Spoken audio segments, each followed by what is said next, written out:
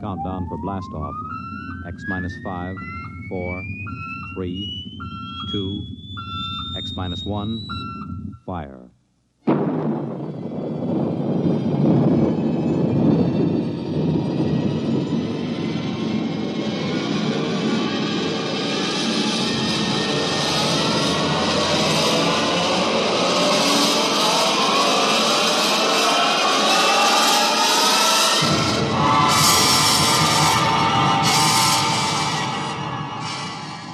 From the far horizons of the unknown come transcribed tales of new dimensions in time and space. These are stories of the future, adventures in which you'll live in a million could-be years on 1,000 maybe worlds. The National Broadcasting Company, in cooperation with Street and Smith, publishers of astounding science fiction, presents X minus 1.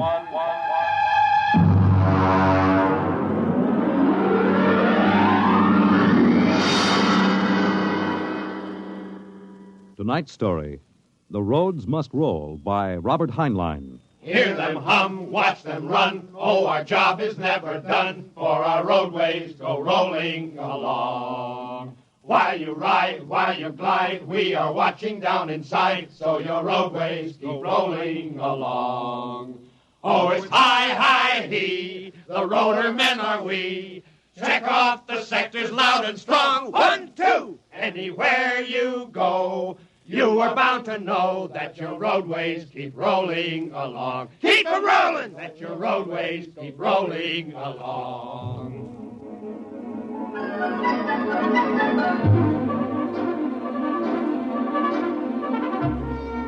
It was in the middle 1950s that the automotive age began to die. The traffic engineers had long expected it. For years, they had watched our vast cities sprawl and spread out, spill over into the countryside, become more and more dependent on motor transportation. And then, finally, the inevitable breaking point was reached. The growing flood of cars and buses and trucks began to swamp the streets and arterial highways. The building of roads could no longer keep pace. The superhighways, clogged, congested, became packed with cars stalled bumper to bumper. And the cities began to die of slow strangulation, for the traffic could no longer roll. And then the engineers took over. They banned the automobiles, tore up the superhighways, and in their place they built the rolling roads, mechanized roads that moved like huge conveyor belts, whirling along on their giant rotors at speeds ranging from 5 to 100 miles an hour, carrying the freight, the food, and the people from city to city and coast to coast.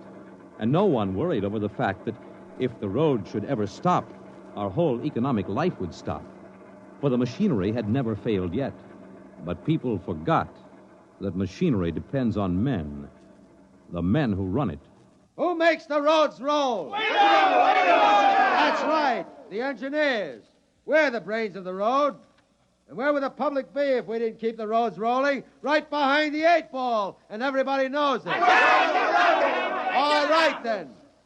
We're the men who hold the power, and it's time we started using it. We've called this meeting of the Engineers Control Committee because that's what we want to do. Control. Because I'm tired of taking orders from the Transport Commission, from slick desk jockeys like Jim Gaines, who don't even know a roller bearing from a field corn. Now let Gaines yammer about our duty to the public. That's a lot of eyewash. We've got the power, and we're the men that count. Now it's time we quit fiddling around and use a little direct action to get what we want. Mr. Chairman! Mr. Chairman! The chair recognizes Brother Harvey of the Transport Mechanics Union. Thanks. Now, I don't rightly belong here since I'm no engineer. I'm just here to represent the workers' union. But I want to know what's all the shouting for. You engineers have got better working conditions than we have, and we ain't kicking. You say the engineers are powerful. You say you can tie up the roads. Well, so can any screwball with a jar of nitroglycerin. And he wouldn't need no engineer's degree to do it, neither. Harvey, are you speaking for your union now, or are you here as a stooge for the Transport Commission? Listen, Van Cleek, I helped fund my union. I led the strike in 75 for decent working conditions. Where were you engineers then? With the Finks!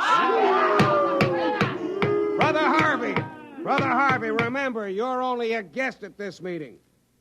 Go on, Van. Now, listen, man. I'm one of the old engineers on the roads. You all are, worked up the hard way. We didn't go to the fancy technical institutes like those young punk cadet engineers the commission is training to take over our jobs unless we do something to stop them. Jim Gaines hasn't been able to fill us full of the old school spirit and that baloney about how the roads must roll. So, all right, then. Why don't we get smart for a change? What would happen if the roads stopped rolling? Maybe the country would begin to realize that they can't do without us. Maybe we'd begin to get the things we want. Who says the roads must roll?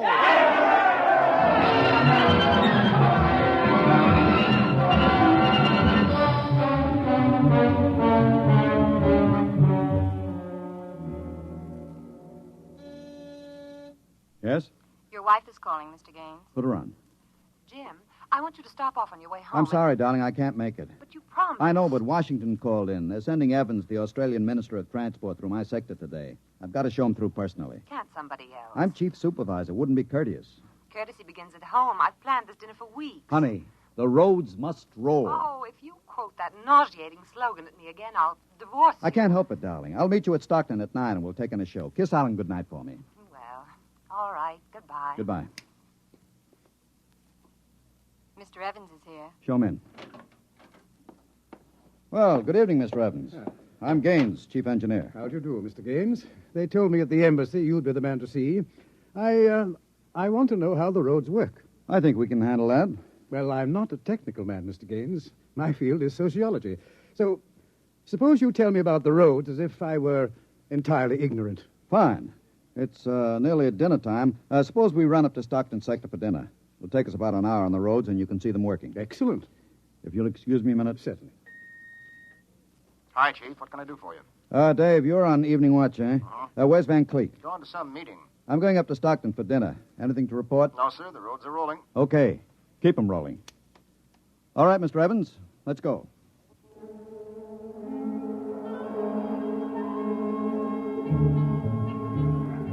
This is the low-speed strip. Ever ridden a conveyor before? No. It's quite simple. Remember to face the motion of the strip as you get on. There. We'll go right across. Each adjoining strip is a few miles an hour faster than the one next to it. Freight is carried on the 50-mile strip, most passenger traffic on the express strip. All right, now watch your step.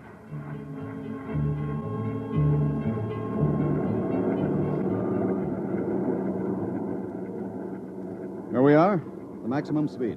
100 miles an hour. It doesn't seem possible. This trip makes the round trip, San Diego to Reno, in 12 hours. Ready to eat?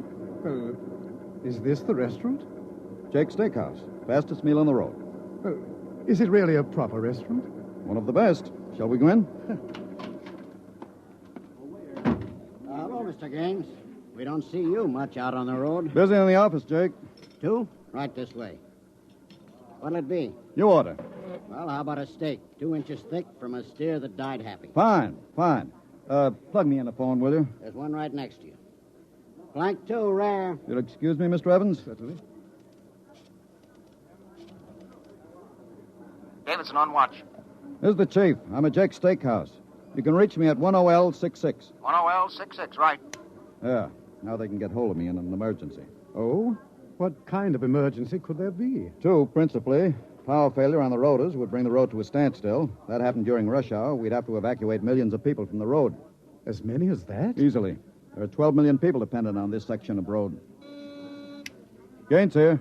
Hello, Chief. Davidson. Just got the hourly reports in. Diego Circle, Bakerfield Sector, Stockton Sector, and Reno Circle all rolling. Oh, you didn't have to bother me with the hourlies, Dave. There's a supplementary from Sacramento. Proceed.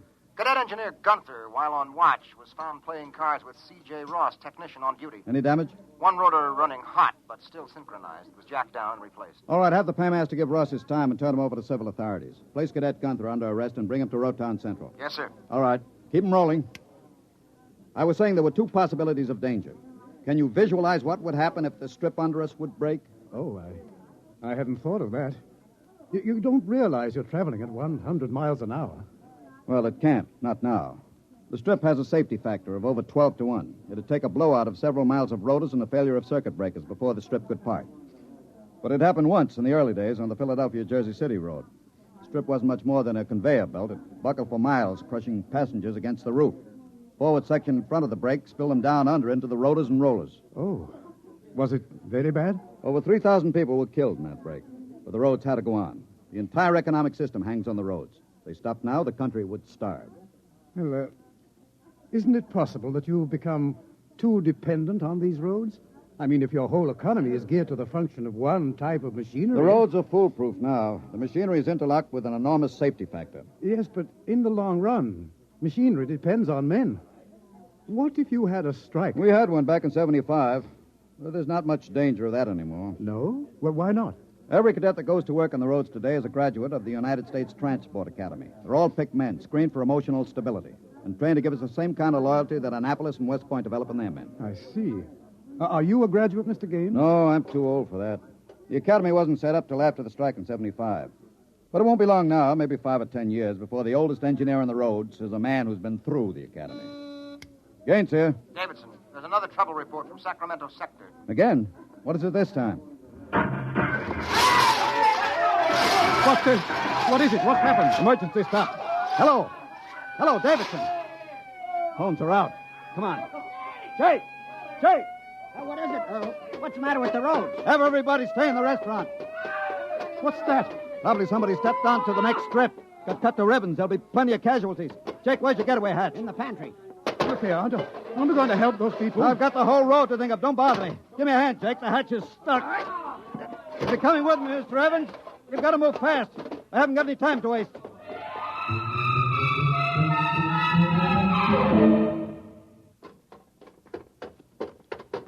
Where are we now? Freeway on top of the inner road ceiling.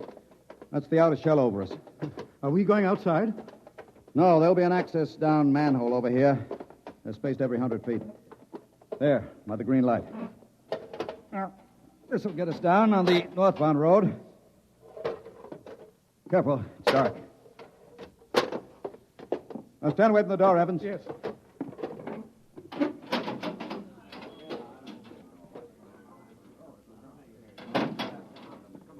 But this road is still rolling. It was only the 100-mile strip that stopped.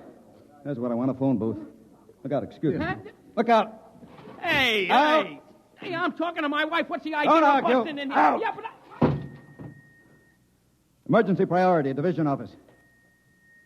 Davidson. Gaines here, report.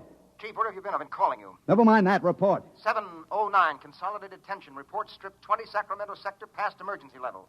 Interlocks acted and cut the strip out. Cause of failure unknown. Direct communication cut to Sacramento Control Office. Evacuation of strip 20 commenced. No casualties. There are casualties. I saw them. Put police and hospital routine A into operation.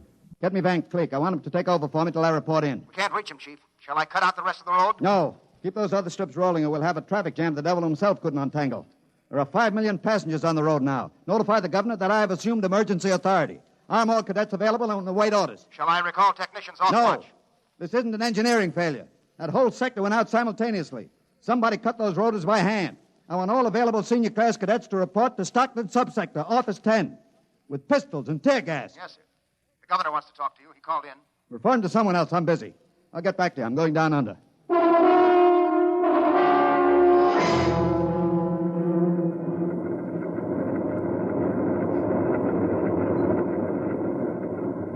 Evans! Evans! I can't hear you. The noise. Put on this helmet. What? Helmet! Helmet! Oh, yes. You can't hear without an anti-noise filter. Come on.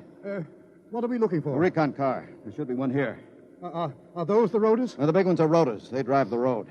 The little ones are rollers. They give continuous support. There's a watch gang now, jacking down a rotor. Can they hear us? No, the noise filter works on a 4-foot radius. I'll flash him. Now, he sees the light. Cadet Wilson reporting, sir. I want your recon car, emergency. Yes, sir, right over here, sir. Come on, Evans. Yes. Get in. But it's so small. You'll fit all right. You can take off your noise filter now. Hang on, she accelerates like a rocket. Oh, my stomach. Relay station. This is Gaines. Get me Davidson, senior watch officer. Mr. Gaines, the mayor wants to talk to you. I haven't got time. Get me Davidson. And leave this circuit hooked into Davidson's board until I tell you to cut it. Yes, sir. Here is the senior watch officer. Davidson. Gaines calling. Have you found out yet what's stopping the roads? No, sir. It's still a mystery to me. All right. I'm on my way in a recon car. Hold everything till I get there.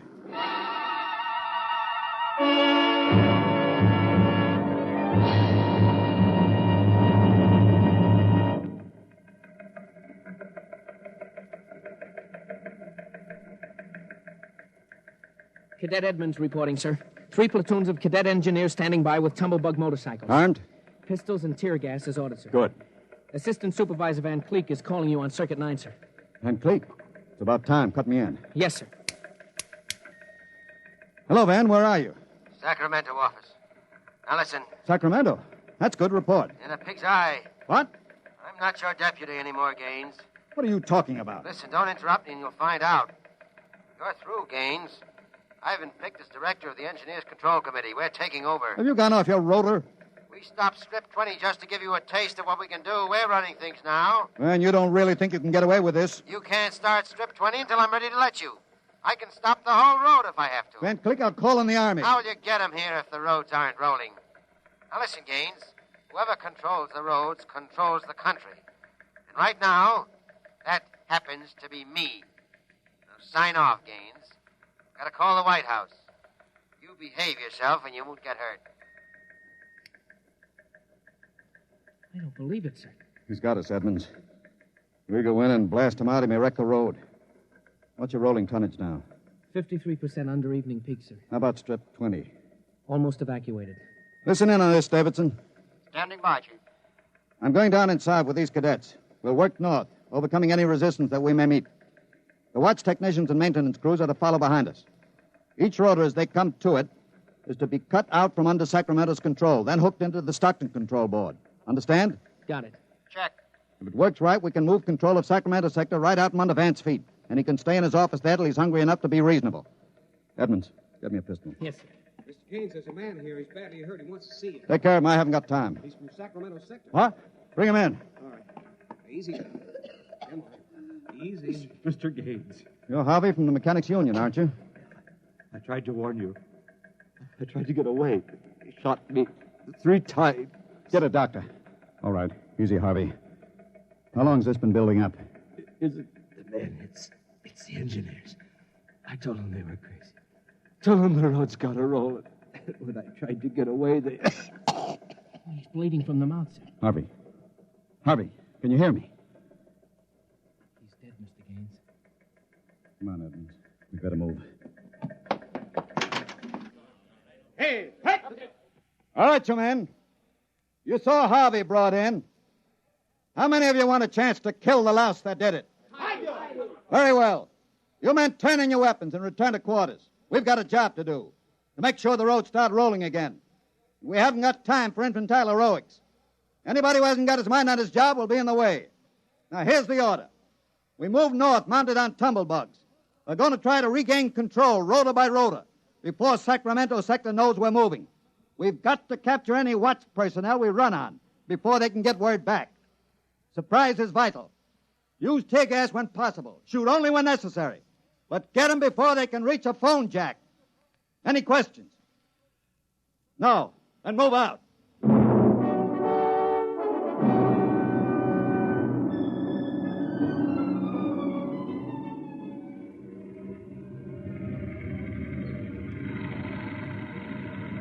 What's the score, Edmonds? 33 prisoners so far, nobody killed. Whoops. Yes, since I rode one of these tumblebugs, I've gotten how to steer it. Oh, sir, there's a man ahead. There at the rotor base. He's got a phone jacked in. Hurry. If he gets word back, we're sunk. I don't think he's seen us. I'll dismount and get him.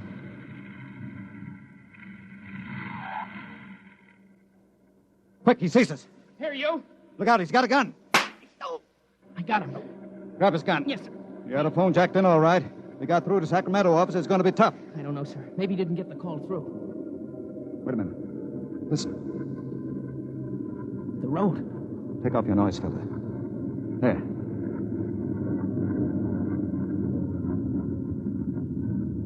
The road. The road is stopping. Halt your men. Halt.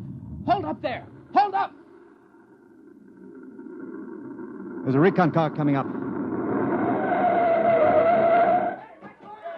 Relay station call from Mr. Gaines. Give it to me. Here you are, sir.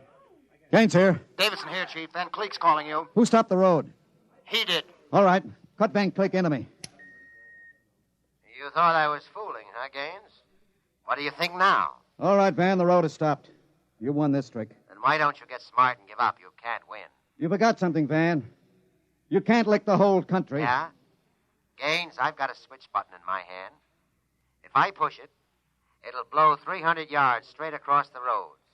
And then for good measure, I'll take an axe and wreck the control station before I leave. That's pretty drastic, Van. Yeah, if I blow this charge in the middle of Sacramento sector, it'll get an awful lot of people. There are plenty of shopkeepers still on Strip 20, and that row of apartment houses next to the road will go. Look, Van, you don't want to blow the road, neither do I. Suppose I come up to your headquarters and talk this over. 2 reasonable men ought to be able to make a settlement. Is this some kind of a trick? I'll come alone and unarmed. My men will stay here. All right. All right, Gaines. But one wrong move, and I blow the road.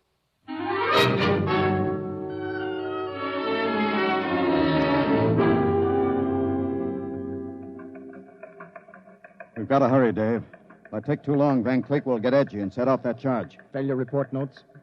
1, strips must be cross-connected with safety interlocks, so that when one dies, the others slow down. 2, the men. I can't understand it. Psych tests are rigid. We've never had a failure in the Hum-Wadsworth-Burton method. And then suddenly a whole sector goes sour. How could Van Cleek get a whole crew of psych-cleared men to revolt? It's easy, Dave. As my deputy, he was ex-officio personnel officer for the whole road. He must have been faking psych records for years and transferring maladjusted men into his sector. I've got that personnel record, Mr. Gaines. Man's record. Masked introvert. Inferiority rating 7. Comment. Despite a potential instability shown on Wadsworth Curve, this officer is especially adept in handling men. He's adept, all right. I haven't got time for any more, Dave. You're not going up there to Sacramento office. I've got to. They'll be armed. He'll kill you. I've got to take that chance. But unarmed? Why don't you call in the Army? He won't dare blow the road. Yes, he would. Look at that psych record. He's putting up a big, brave front, but he's rotten inside. He wants to be taken seriously. He wants everybody to think he's the most dangerous man in the country. And if I call the Army in, he'll try to prove it by blowing the road. How can you stop him, Mr. Gaines? He'll have a gun. What'll you have? What'll I have? Only a prayer. And what I know about Mr. Van Cleek.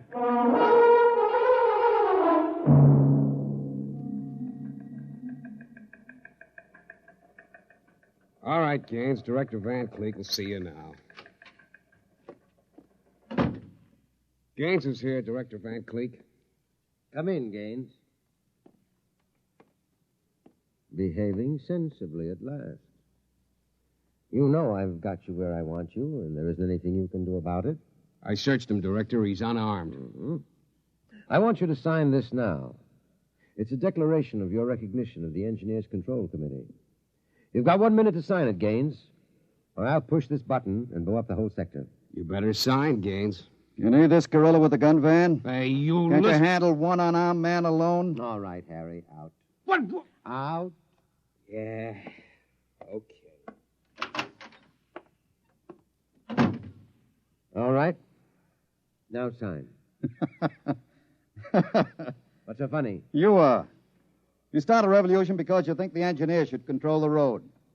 Then when you've got control, the only thing you can think of to do is blow it up. Tell me, what are you so scared of? I'm not scared.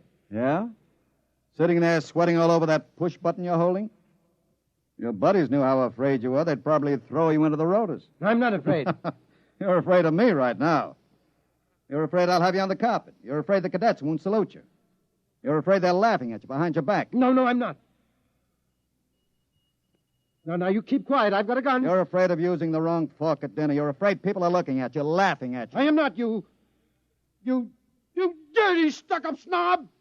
Just because you went to a high-hat school, you think you're better than anybody, you and your crummy little gold-braid cadets? Van, you're a pathetic little shrimp. Huh? I understand you perfectly. You're a third-rater. Oh. All your life you've been afraid that someone would see through you and send you to the foot of the class. Oh, yeah. Throw you right out on your rear where you belong. I don't want to look at you anymore. I'll show you. I'll put a bullet in you. Put down that pop gun before you hurt yourself. Don't you come near me. Don't you come near me or I'll shoot. I'll shoot. Give me that. No. Let me go! Give that pistol. Ah! And thanks for not disappointing me, Van. I don't understand. I thought if I wounded your little ego, you'd forget to push that button and pull a trigger instead. I'm afraid you'll never make a good executive, Van. They have to know when to push buttons. Davidson. Gaines here. Chief, are you all right? Are you? I'm all right. Attack now and mop up. I'll hold the control room. I've got Van Cleek, and I think his little revolution is just about over.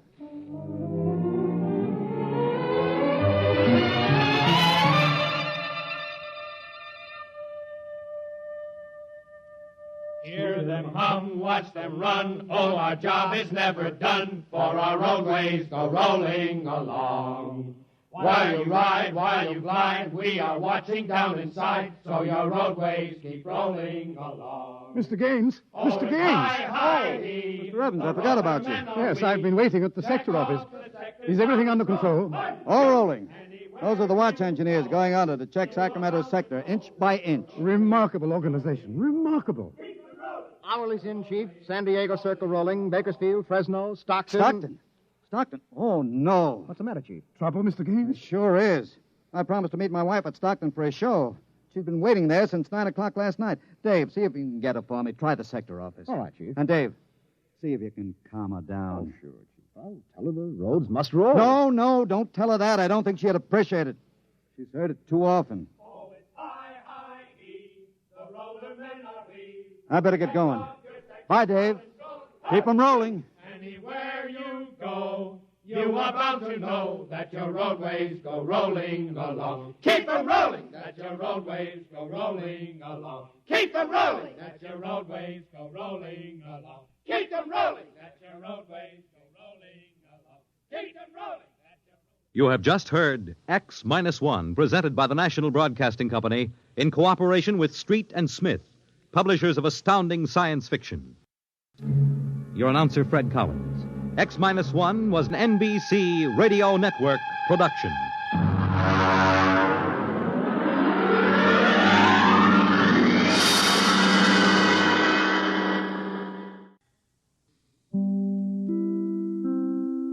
In just a moment, X-1. But first, if you're planning to join the family for this holiday weekend, remember you have a friend who will keep you company through the long hours on the road.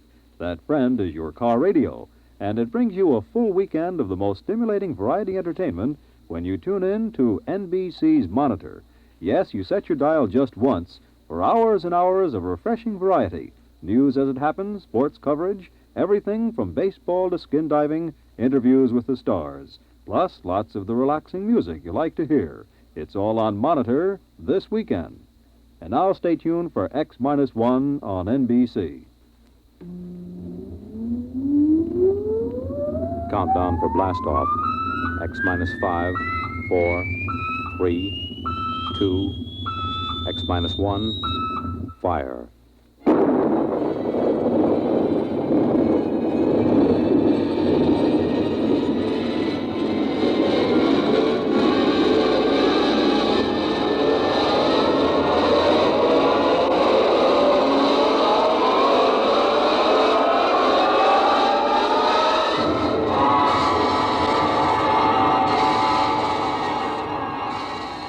From the far horizons of the unknown come transcribed tales of new dimensions in time and space. These are stories of the future, adventures in which you'll live in a million, could be years, on 1,000 maybe worlds. The National Broadcasting Company, in cooperation with Galaxy Science Fiction Magazine, presents X-1.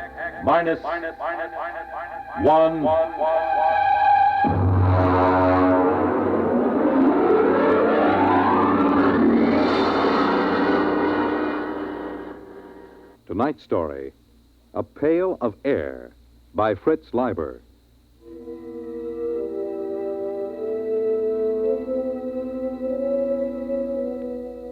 It was pretty quiet in the nest. Pa was just sitting by the fire, staring into it like he does these days, and Ma was asleep. That's why it was so quiet. Ma has some pretty bad times when she just screams and screams and huddles back against the blankets that line the nest. Sis was looking at herself in the mirror that hangs next to the bookshelf. I don't know what she finds to look at so long, but then she's a girl. She just looks at herself. Saturdays, when Pa puts a couple of extra lumps of coal on the fire and we take a bath, she looks at herself in the mirror and sometimes she cries. I dropped the book I was reading, and I guess that woke Ma. Huh? What? What? Pick up the book, Bud. I'm sorry, Pa. It's come back. Hasn't it, Alfred? It's come back. It was just Bud. He dropped his book. Oh, but it's come back. Why, it's out there now, isn't it? I feel a lot warmer. Now, Ethel. It's up there in the sky. Just the way it always was. I know. I had a dream, Alfred. I know, dear. Sis, melt your mother a cup of water. I'm combing my hair. Sis. Oh, all right. Got to get up. I know it's there. There'll be crocuses. And the spring bulbs. And daffodils. What are daffodils, Ma? Well, Buddy, they're a flower. And they're very pretty. Yellow. On a tall green stalk. Oh, I want to go out. I want to take the children out. All right now, Ethel. Here's some water. Come on, children. We'll all go out and you can play in the sun. Sure, Ma. Here, drink the water, Ma. It's cold, Alfred. You rap on the pipes and make that super send up some more heat. What's a super, Pa? It doesn't matter, Bud. There aren't any anymore. Oh. Pa, the pail's running low. Bud, you better get into your things and go out and get an extra pail of air. There are a couple of pails behind the first blankets. Go on, get into your things. It isn't back, is it? No, it isn't. There's no sun in the sky. No sun, is there? No, Ma. What was it like? The sun. Sis, don't get your ma upset. The sun was yellow. And so bright you couldn't look at it. Burning hot. So hot. But when you stretched out in it, it made you feel warm all over. Tingly warm. It's been so long since I've been that warm. I was warm last year on my birthday when Pa put all that extra coal on. And then every morning it would come out of the east, make the clouds all pink and yellow. And the mist would rise in the ground, and then slowly everything would glow warmer, warmer. And then it would be up there in the sky, shining, warm. Hurry up, Bud. I'm almost ready, Pa. I want the sun. I want the sun back. Alfred, get me the sun. It's gone, Ethel. There's nothing I can do. For Christmas? On my birthday? Go ahead, Bud. Take the big pail and get it full this time. There's no sense in taking the trip for only half a bucket of air. I spilled it the last time. It's dark, Alfred. It's dark. Go ahead, Bud. Strap down the helmet, will you, sis? For goodness sake, stand up straight. Okay. All right, I'll be right back. Don't hold the blankets open too long. All right, Ethel. We're all safe. Bud'll be right back with another pail of air. It's all right.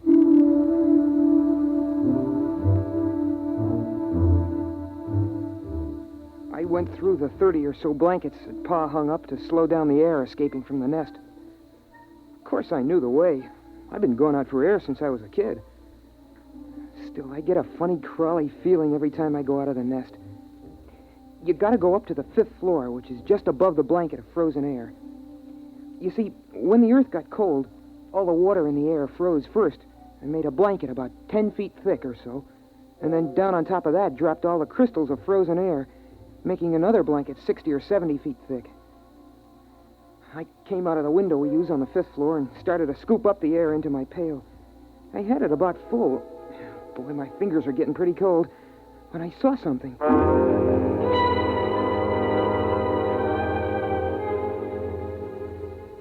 Hey, that's a light.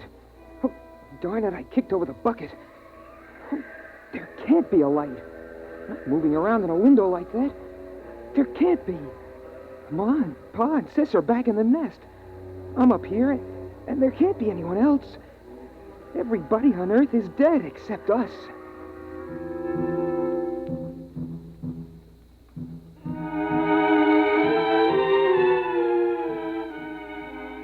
I had an idea how Ma must feel sometimes, the way she sees things. But there it was, moving around in the building across the way. I stood there shaking, and I almost froze my feet. I did frost my helmet so solid on the inside I couldn't see anything. So I hurried up and scooped up another bucket of air and headed back for the nest as fast as I could.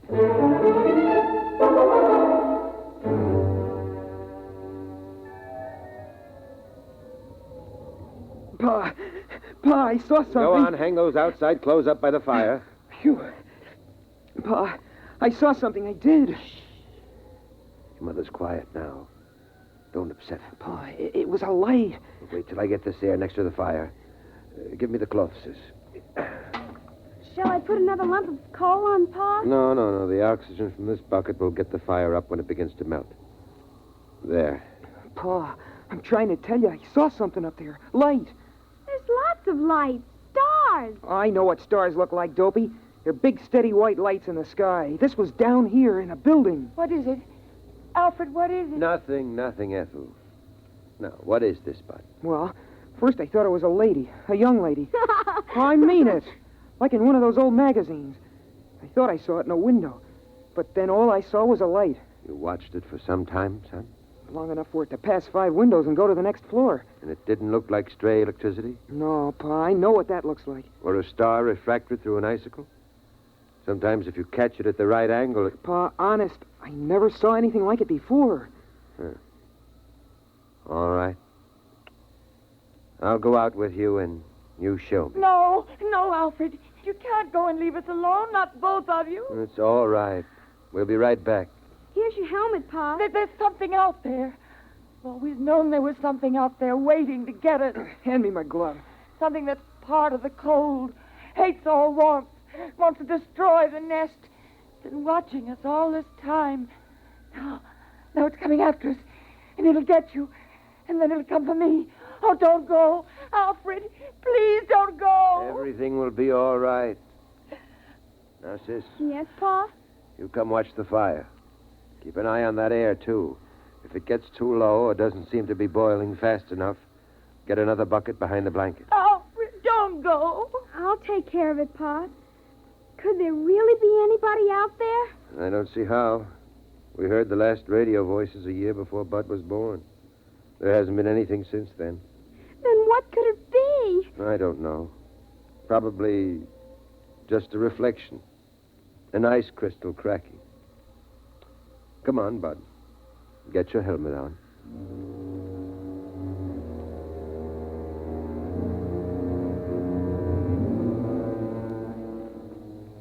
It's funny. When I go out alone, I'm not scared or anything. But when I go out with Pa, I always hang on to his belt like I used to when I was a little kid. Habit, I guess. It's the same no matter what trip we take. On the 5th floor, we stopped to rest just before we went out. We were in the room with the frozen people. The lady sitting looking at the door. The man holding his hands over that funny metal thing Pa calls a radiator. It was like a fire, I guess, but I don't see any place for the coal. We put our helmets together so we could talk. Catch your breath, son. Pa, would it be possible... for any of the frozen people to come to life? Like the ones down in the basement around the furnace when we go for water? No, they're dead. They were caught too quickly when it happened. Oh, Pa, how do we know we're the only ones? We don't, but... Well, there's a feeling you get. Because it's always night. There used to be some of that feeling every night in the old days. But the sun chased it away every morning. You wouldn't know about that. You weren't born when the dark star pulled us away from the sun. You wouldn't know unless you'd seen the sun. I've seen the sun. It's that big star at the end of the Big Dipper. I've seen it. It isn't the same. Come on. We're wasting time.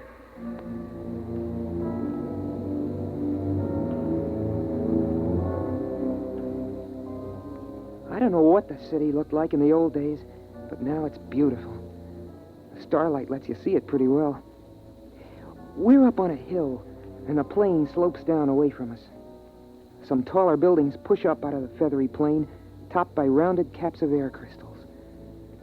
Some of them are on a slant because a lot of the buildings are badly twisted by the quakes and everything, when a dark star pulled the Earth away from the sun. That's why Pa can't seal up the nest airtight. The building's twisted too bad. Besides, we have to keep the chimney open. We touched our helmets together so we could talk. Is that where you saw it, son? It isn't there anymore. Uh-huh. But it feels different. I mean, as if there's something out here, waiting. Bud, if you see something like that again, don't tell the others. Huh? Why not? Well, your ma's sort of nervous these days, and we owe her all the feeling of safety we can give her. Once it was when your sister was born, I was ready to give up and die, but your mother kept me trying. Another time, she kept the fire going a whole week all by herself when I was sick. She couldn't do that now. Not the way she is. But you know that game we sometimes play, tossing a ball around? Well, courage is like a ball. A person can hold it only so long, and then he's got to toss it to someone else. When it's tossed your way, you've got to catch it and hold it tight, and hope there'll be someone else to toss it to when you get tired of being brave. Yeah, I guess so. Come on. We'll fill up the pails and get back. But what about whatever it is out here? We'll just have to wait and see. Come on. Before the helmets frost over.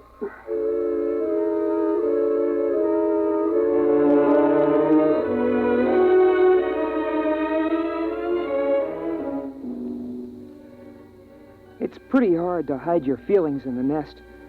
I mean, there's just room for the four of us. The blanket overhead just touches when Pa stands up straight. The floor's all covered with thick, woolly rugs. Pa says it's inside a much bigger room, but I've never seen the real walls or ceiling. Well, anyway, Pa laughed and kidded about what I'd seen. He said I had an imagination, but we could tell he took it serious. It was Sunday morning by the clocks that Pa kept all wound up on the shelf. So it was time for the story. We all sat around in a circle the way we always do, except I noticed that Pa casually took a hammer from the shelf and put it beside him. I always liked the story. Of course, Sis and I know it by heart by now. I mean, every Sunday since we were kids.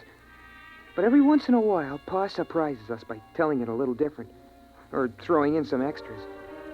It starts out with a song.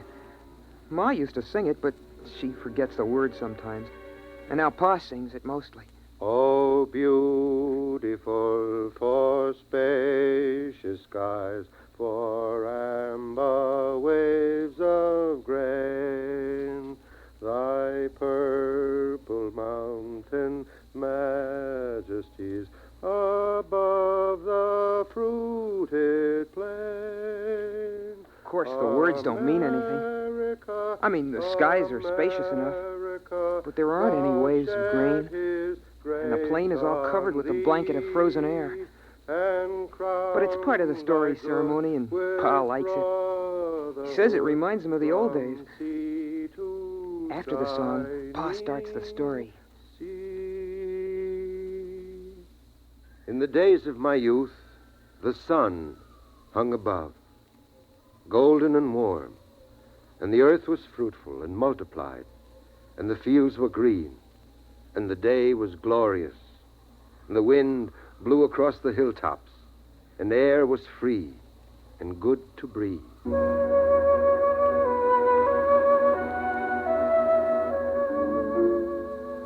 That's the part of the story I like best, about how it was with the sun nice and warm. It's hard to believe, all those people living without having to worry about cold and air, never waking up sweating and screaming because you dreamed the fire went out. It's impossible to believe, but Pa was a good storyteller, and he made it seem real. And then the dark star came rushing out of space. In the beginning, they tried to keep the news from the people, But when the floods and the earthquake started, the truth came out. At first, they thought the dark star would hit the sun. And then they were afraid it would strike the earth itself. But it didn't. It only came close.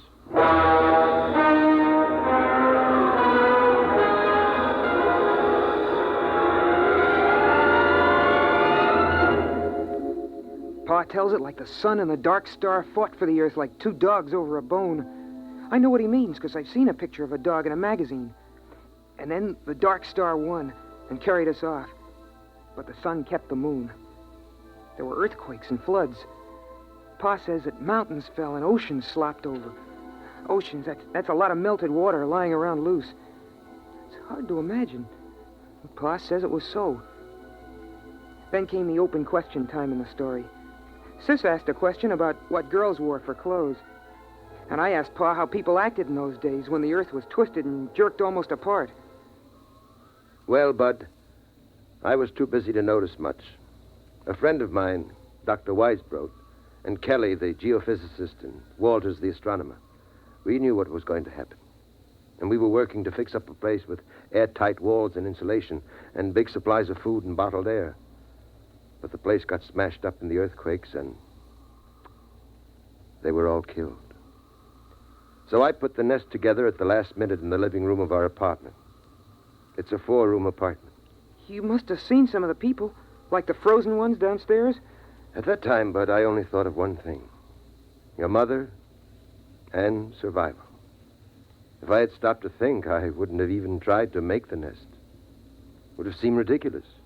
Blankets and a coal fire against the cold and vacuum of space. But I didn't think. I survived.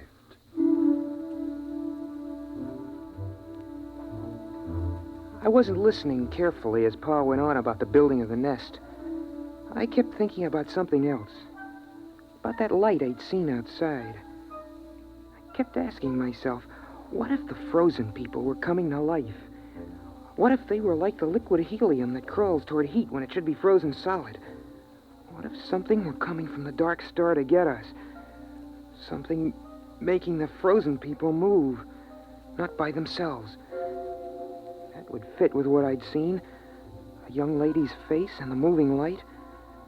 I sat there and shivered, thinking of the frozen people with minds from the dark star creeping, crawling, snuffing their way, following the heat to the nest.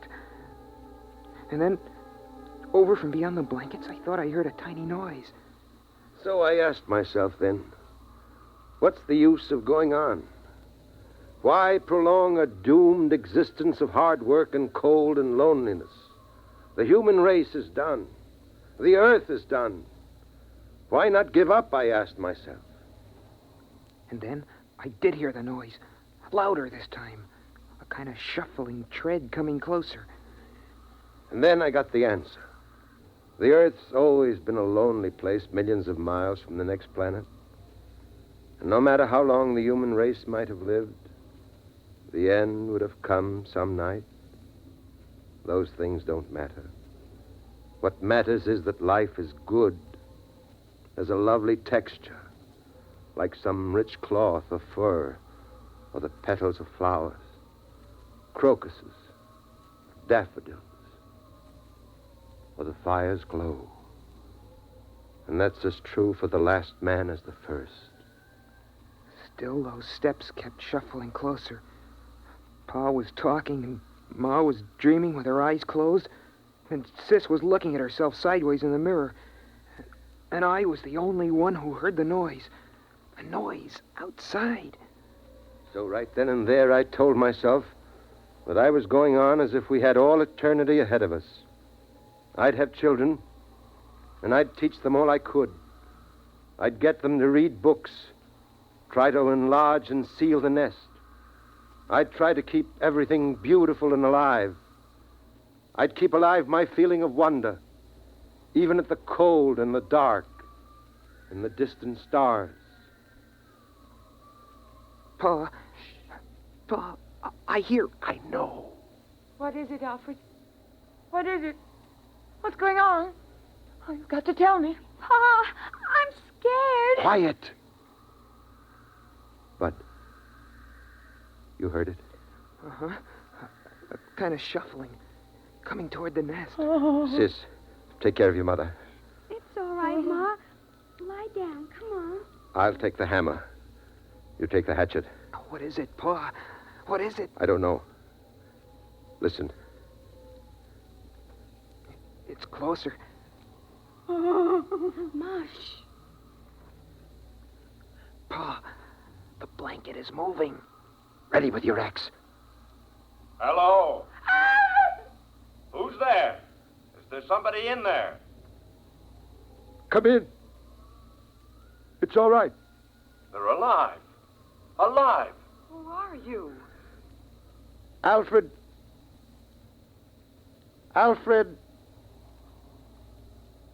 Hutchinson. Dr. Alfred Hutchinson.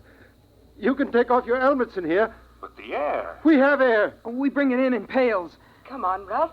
Let's take off the helmets. It's impossible. Oh, where are you from? We thought we were the only ones.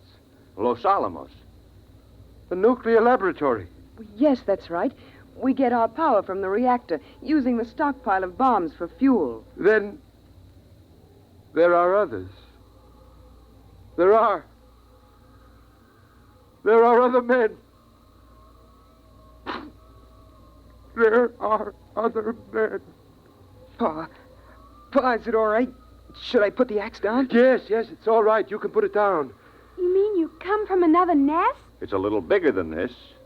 We've got a small airtight city with airlocks. We generate our electricity, food from hydroponics. I can't believe it.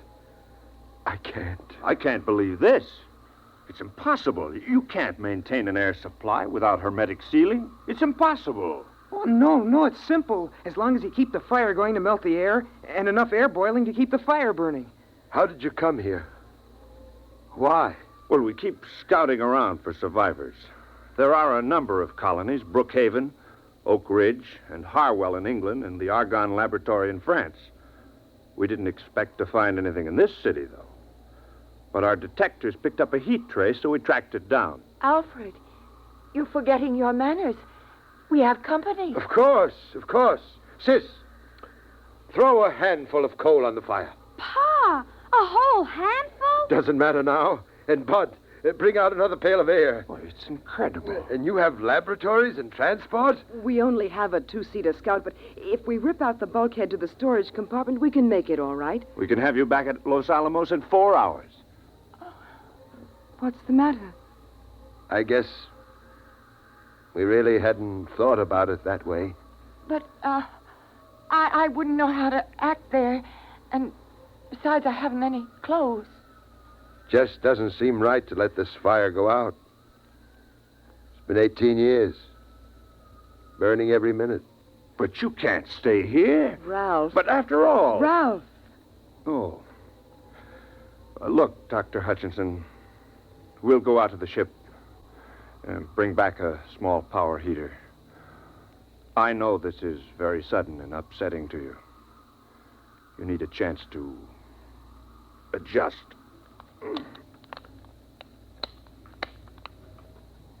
We'll be back in a few minutes.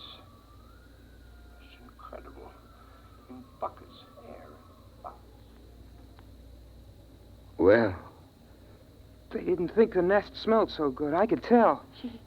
She had a wave in her hair. Did you see that? And lipstick. I suppose we have to decide what to do. Pa, at Los Alamos and those other places, there'll be lots of people, won't there? Yes, I mean, not just your father or a brother. that's right. Boys? I suppose so. But somehow I feel a little empty. Alfred, it's different now that we know others are alive. You don't have to feel the responsibility for keeping the human race going. Pa, I'd like to see those rockets and laboratories. Wouldn't you, Pa? I suppose so. won't be easy leaving the nest. I mean, it's just right, and there's only 4 of us. It's kind of a scary idea. Big place with a lot of strangers. You'll get over that feeling, son. The trouble with the world was that it kept getting smaller and smaller till it ended with just the nest. Now it'll be good to have a real, huge world again. The way it was in the beginning.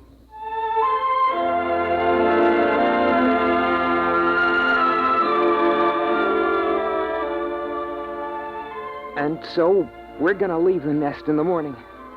By Pa's clocks. We've got the power heater going now. Seems funny to be this warm when it isn't Christmas or somebody's birthday.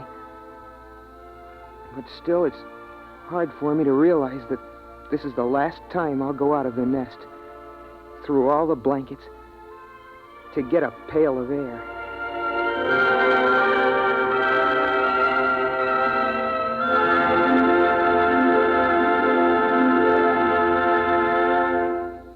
You have just heard X-1, presented by the National Broadcasting Company in cooperation with Galaxy's science fiction magazine, which this month features the Edward M. Ludwig story, A Coffin for Jacob. With never a moment to rest, the pursuit through space felt like a game of hounds and hares. Or was it Follow the Leader? Galaxy magazine on your newsstand today. Tonight, by transcription, X-1 has brought you A Pail of Air, a story from the pages of Galaxy written by Fritz Leiber and adapted for radio by George Lefferts.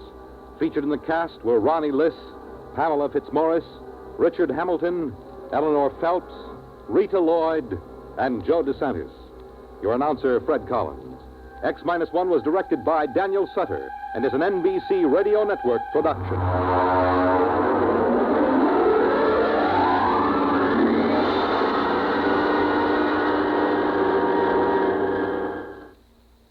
Now, an important announcement for the listeners of X-1.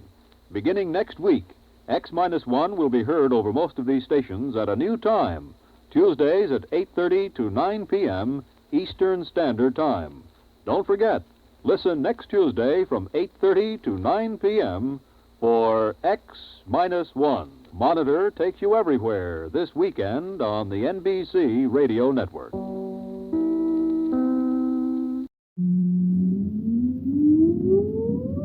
Countdown for blast off. X-5, 4, 3, 2, X-1, fire.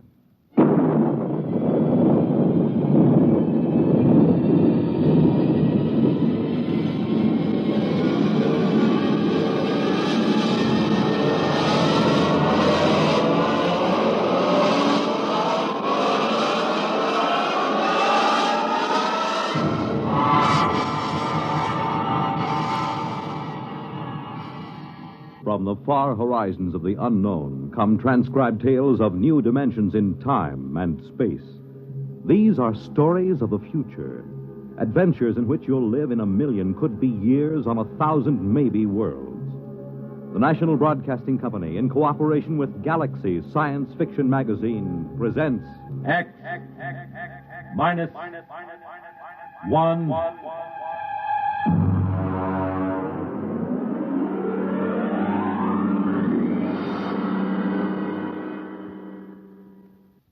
Tonight, the time is 1965. The place, a golf course. The story, open warfare.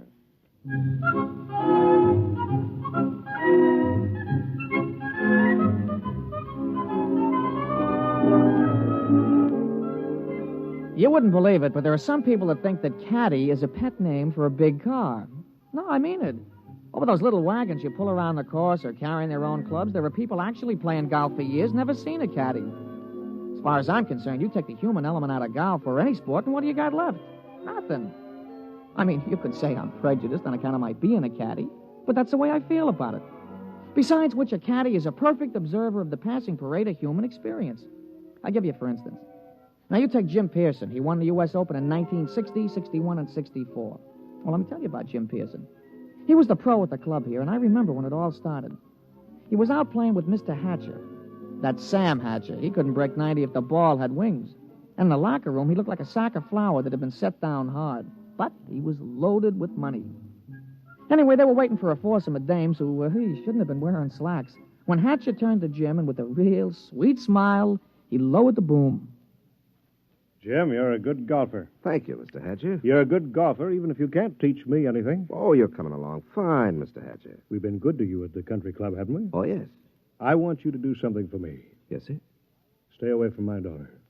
Oh, well, Mr. Hatcher. I won't have Alice marrying a man who has nothing but coordination and muscles. What? When I was only your age, I was making $50,000 a year. It takes brains to do that. Brains get more valuable. Muscles deteriorate. There's nothing muscles can do that a machine can't do better. You don't think I could make $50,000? I know you can't. You haven't got the guts. Now, listen, Mr. Hatcher. I'm just quoting history, Jim. Take the tournament in St. Louis. You blew up. And the Goodall and the Palm Beach. You could have won all those. But you blew. You chickened out. That's not exactly fair, Mr. Hatcher. But it's true. I can make $50,000. Yes, in your whole life. No, in 1 year. Oh, you can? Yes, sir. All right, Jim, you're a sportsman. I'll tell you what I'll do. If you can make $50,000 in 1 year at this infantile pastime that you call golf, you can have Alice. Why, that's the most arrogant What's thing. the matter, Jim? Don't you think you can do it? I know I can do it. All right, then. Is it a bet? All right. All right, it's a bet. Very well, then. I believe the ladies are finished. Shall we drive?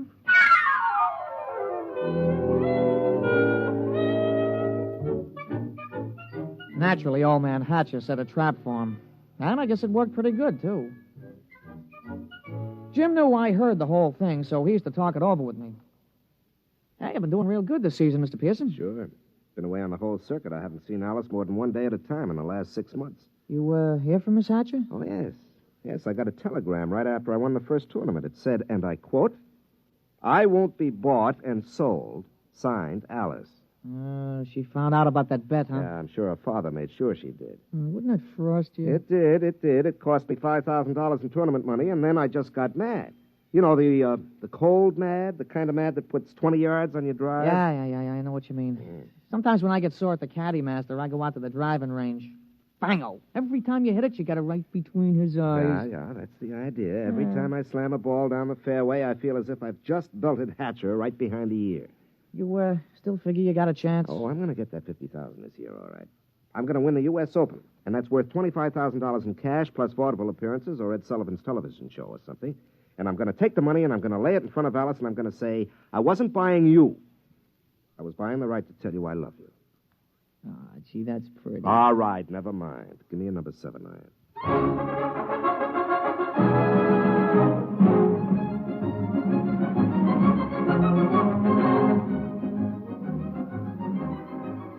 Jim Pearson sure was burning up the circuit. He came into the U.S. Open the man to watch. The day the tournament opened, Jimmy Cannon had in his column, "You are Jim Pearson, the hard luck boy with the velvet swing." It was real philosophical. All the sports writers picked him to win. And then Saul showed up. We was on a practice tee. Jim had been sharpening up his #1 wood when all of a sudden the gallery took off like a batch of big birds. They were around another tee about 100 feet away. Jim knocked off, and the two of us strolled over. Hey, that's some swing. Who is that, Pete? I never seen him before. His name's Saul. That's some swing. Yeah, he's no amateur. I've never seen him on the pro circuit. Hey, Mr. Pearson, look at the caddy. 280 yards down there. That ain't what I mean. Look, he's got a ball bag in his hands. Now watch. Oh, that's a good catch. He caught that ball right in the bag. Mr. Pearson, that caddy didn't move that sack. That ball dropped right in 280 yards away. Oh, it's an accident. Yeah, look, it happened again. He's a trick shot artist. Wait till he gets into competition. I don't know. He just hit another one, dead center. Oh, there isn't anybody that good. Not even old Joe Kirkwood. Quite a spectacle, eh, Jim? Oh, hello, Hatcher. Must be unnerving to watch something like that. I can stand it. But will you be able to stand it when the going gets rough? Will you blow up like you always do? It'll be too bad just when you're so close. Don't worry about me. I'm not. I imagine Saul will take care of that. Oh, you know him? I brought him here. My own personal entry. He's going to beat you out of the Open. But he's got something to learn. Look at him. Just a dumb country boy who never saw a golf club till a few months ago. I think he might teach you something, Jim.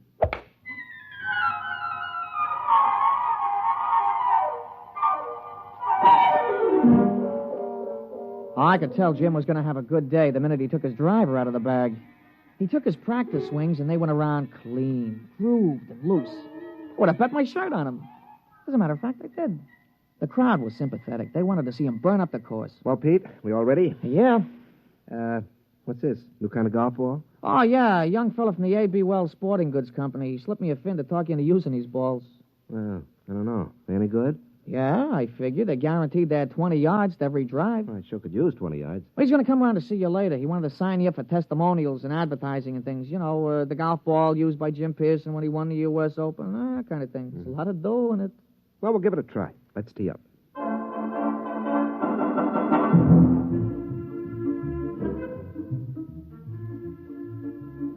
Oh, he started off real good. A long, straight drive right down the fairway. It was a birdie 4. Jim was clicking him off that day. There you are, Pete. 34 and a 32 for 66 on the 18. 6 birdies, 12 pars. Yeah, 3 more rounds like that should win easy. Hey, how were the new golf balls? Huh? Oh, fine. You know, they aren't kidding. It does average out about 20 yards longer on the drive. I'll have to get a couple more dozen.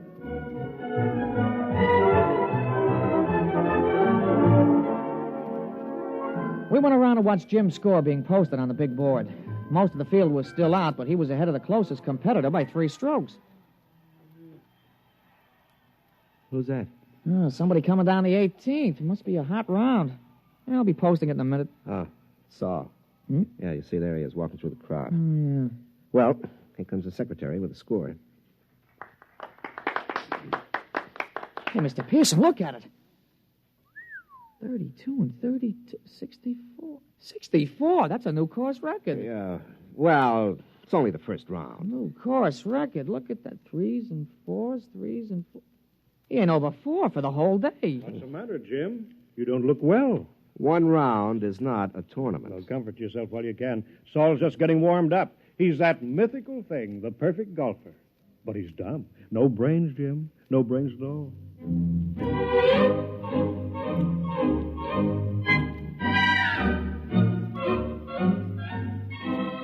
Naturally, in the sports broadcasts and the newspapers, Jim could have been playing on a miniature golf course at Asbury Park, New Jersey. The big news was Saul. They all called him Silent Saul. The odds the boys in the shower room played around with on Pearson took a dive, and you couldn't get even money for Saul. The next morning, Jim's gallery was pretty small. When he stepped up to the ball, there was a smattering of applause like a matinee just before they closed the show. But his drive was as straight as the day before and longer by about 20 yards on the average. Hey, that's a nice putt, Mr. Pearson. Yeah. Who's that? That's Saul, I'm afraid. He's coming around behind you. Well, he's going to have a big fight.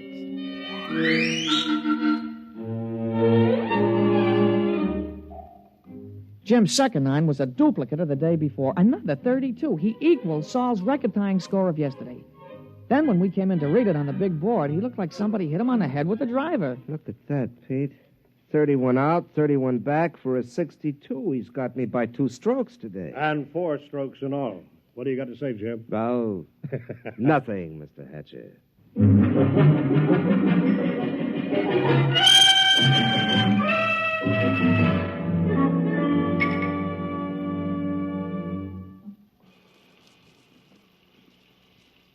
Throw me the soap, will you, Pete? Yeah, sure, Mr. Pearson. Yeah. Thanks. You know, there's something wrong, Pete. Just doesn't happen this way. That's tough luck, Mr. Pearson. Oh, no, it's not that. People don't just pop out of nowhere and break all records at the Open. Men don't take up golf and become perfect golfers in a month. He's got to have some weakness. Well, if he has, he ain't shown it yet. Well, I've got to find it.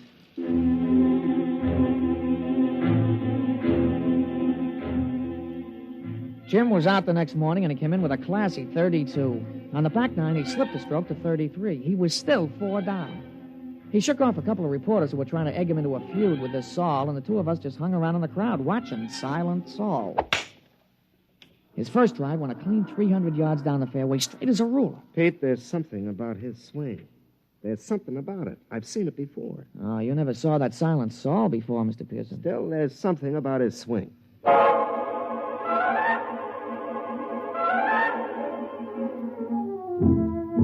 On a follow-up shot, Saul had about 240 to go.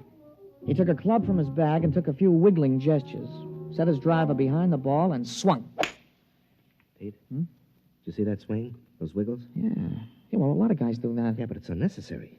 I mean, you don't have to make those wiggles before you address the ball. Yeah, sure. And you don't have to spit 3 times every time you got a tough putt, but you do. But there's still something strange about him.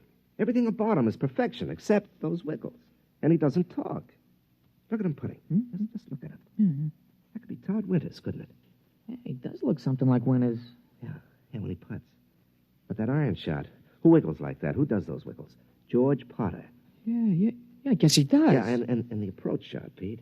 That's Gordon Brown. Nobody else bends the knee that way. He really gave it a lot of study, huh? And the drive. That grooved swing on the drive. Pete, come on. I've watched enough.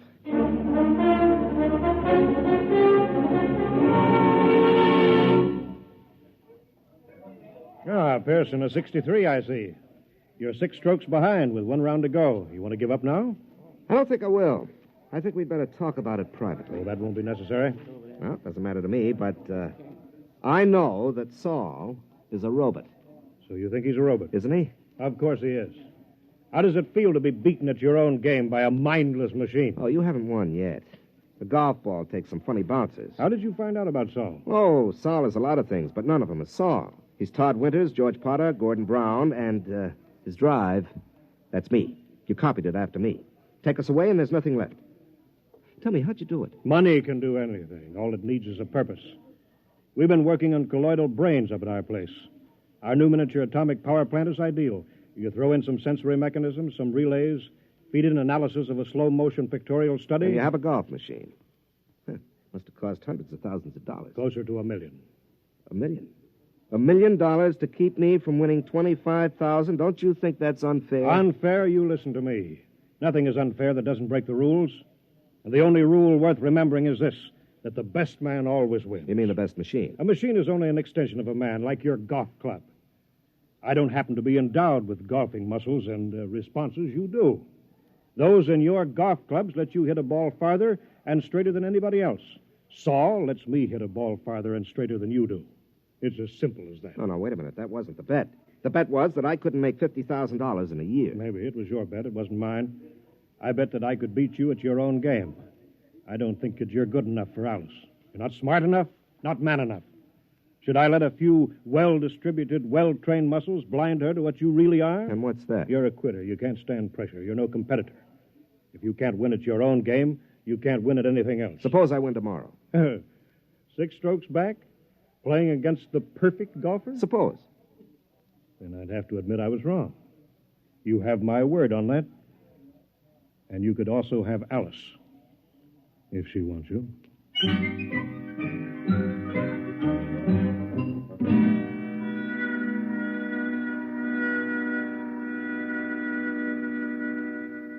Somewhere, Saul must have an Achilles heel. Pete, the prime fact about man is his adaptability. Yeah, sure.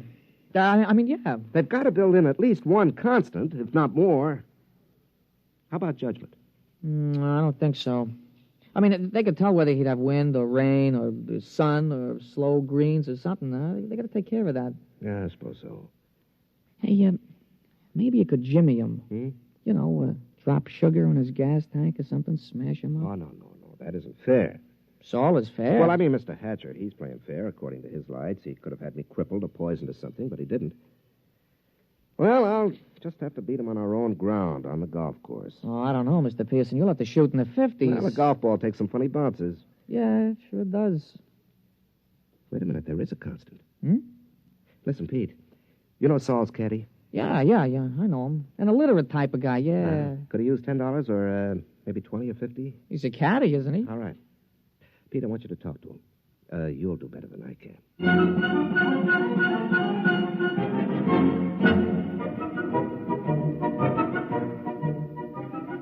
The management of the tournament is no fool. They know which side their television rights are butted on, and they had Saul and Jim paired for the final round.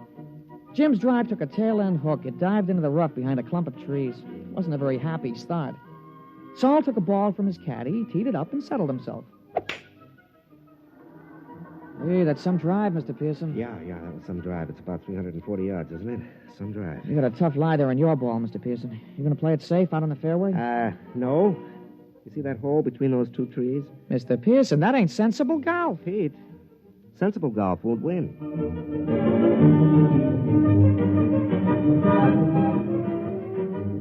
Well, he made it. The ball went through the opening and rolled to a stop just in front of the green. Saul's easy 4-iron shot was dead on the pin all the way. But it hit the back edge of the green and hopped into the rough.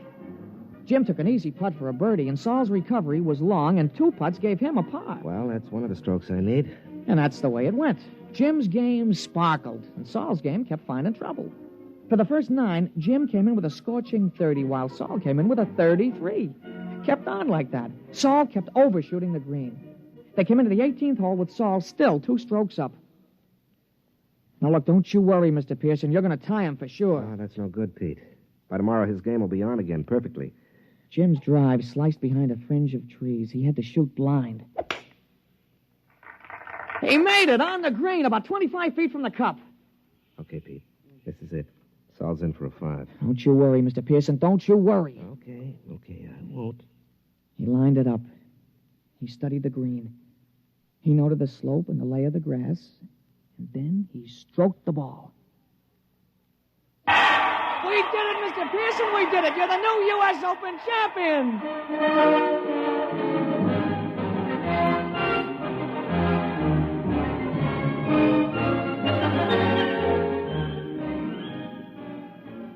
Well, we finally busted loose from the television and the movies and all those hangers-on, and we ducked around the back to the pro shop, where we run into Mr. Hatcher. How did you do it? How did you do it? Well, Mr. Hatcher, under extremely restricted sets of circumstances, a machine is better than a man, but over the long run, over the gamut of situations, a machine doesn't have a chance. Just can't compete. I still don't understand. It cost $1 million. $1 million. Here, have a souvenir. You can take this golf ball. No. Look at it. That's the ball Saul was using. What? Mm-hmm. Well, that's another brand. That isn't Saul's regular ball. That's right. It's a new one. Guaranteed to add 20 yards to the average drive. But that's unfair. Well, your robot was built in with one constant. It had to be a golf ball. Well, it just couldn't adapt to a better ball. But that's not fair. Why, that's... Well. Uh-huh. How about... There are no perfect golfers, Mr. Hatcher. There are only good ones and better ones. But, well, I've been thinking about this robot of yours, and I'll be around in a few days to talk to you at your office. Huh? About what? Well, I'm sure you don't want to support your son-in-law for the rest of his life. And I have $50,000 to invest in business making robots. Useful robots. And leave golf to the men. They're better competitors. Now, if you'll excuse me, Mr. Hatcher, I've got a telephone call to make to your daughter.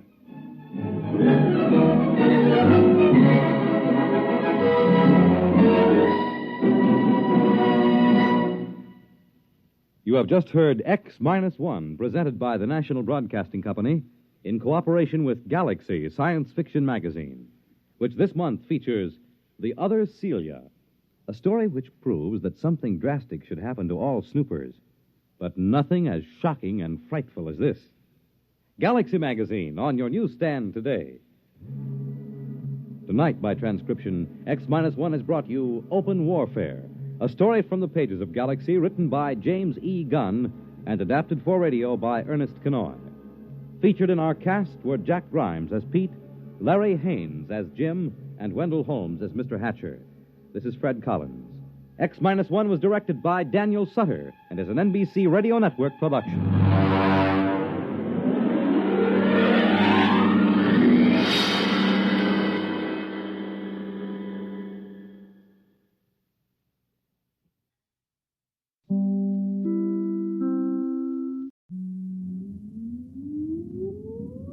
Countdown for blast-off.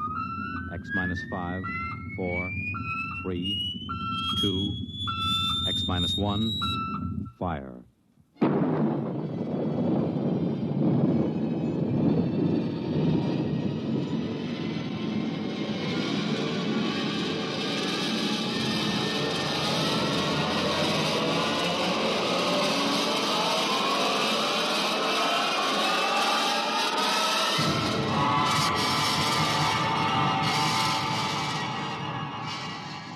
From the far horizons of the unknown come tales of new dimensions in time and space.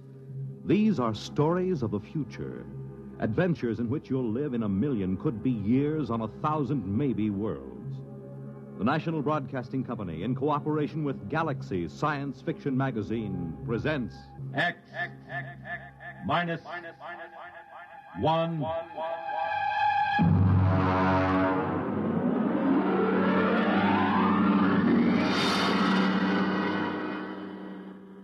Tonight, The Native Problem by Robert Sheckley. But first, hear this. This is Marion Baker of Atlanta, Georgia. As a teacher, there is a problem that I feel quite acutely. I know most of you think I'm speaking of low salaries or inadequate school facilities. True, both of these situations should be remedied. But actually, what I would like to speak to you about is something which should be quite close to you as parents. Each day in your community, there are quite probably children who will miss valuable days in school simply because of preventable illnesses. It's all very easy to speak of the normal winter cold, but such things as hot breakfasts, good lunches, adequate clothing, and shoes can do more than any yet-to-be-discovered miracle drug in keeping our children warm and healthy and in class. Look into your school system this fall when your youngsters go back to school, but give equal consideration to the way in which you look after your children's needs.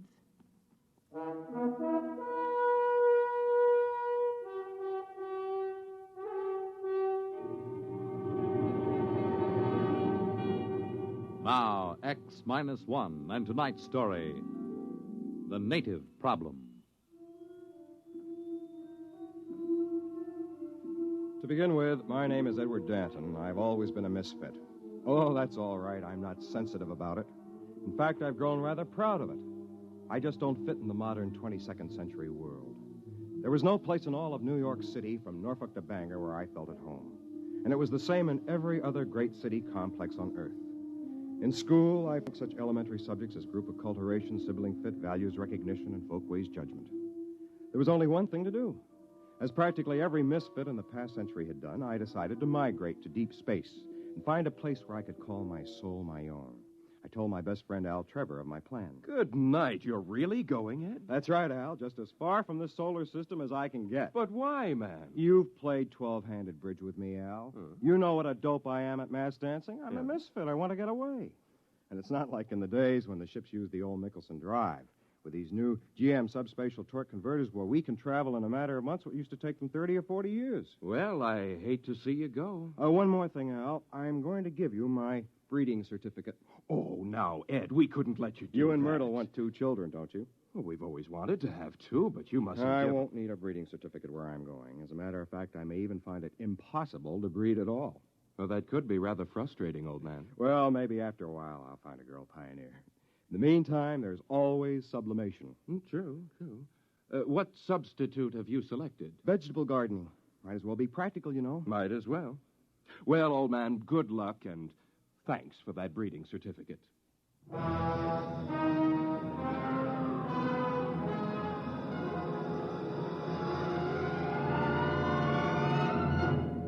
next day, I took off for the stars on a government ship.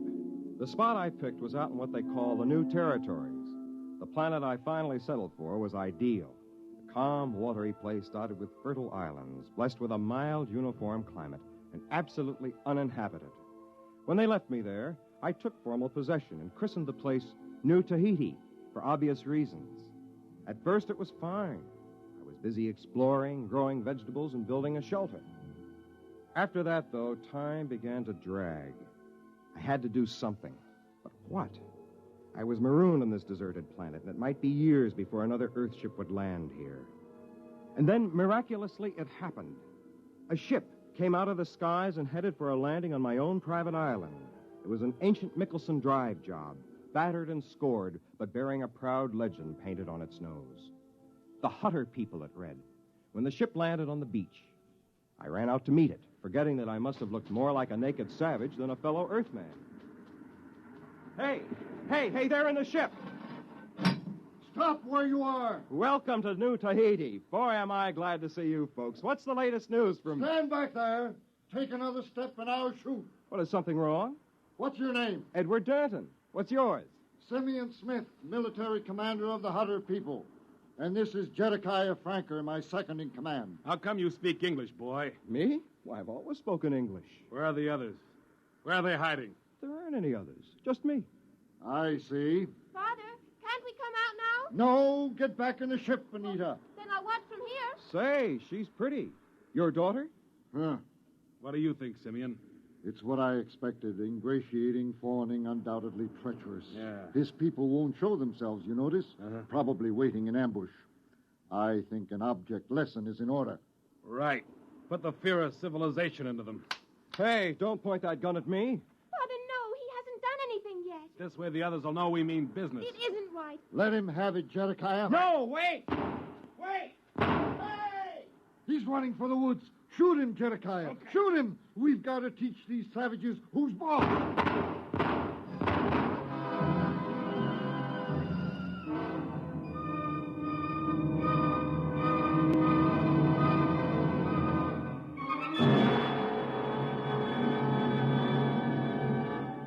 You're listening to The Native Problem, tonight's attraction on X-1. Friends, for as many years as any of us can remember, the sadness that polio has brought to so many homes has been almost unparalleled. But a greater sadness than this lies ahead for any who may from now on catch polio, because it may be due to carelessness. Vaccination against polio, the well-known Salk shots, is more than 75% effective. And it's due to such vaccination that there was a drop of 47% in polio cases last year. 5 million have had as much as one shot of the vaccine. And please remember that while the first and second shots are helpful, the third shot is necessary for maximum protection. Now, there's plenty of vaccine, and the doctors are anxious to cooperate. Remember, the end of polio is at hand, but it takes 3 visits to the doctor to lick it. Can you afford not to go?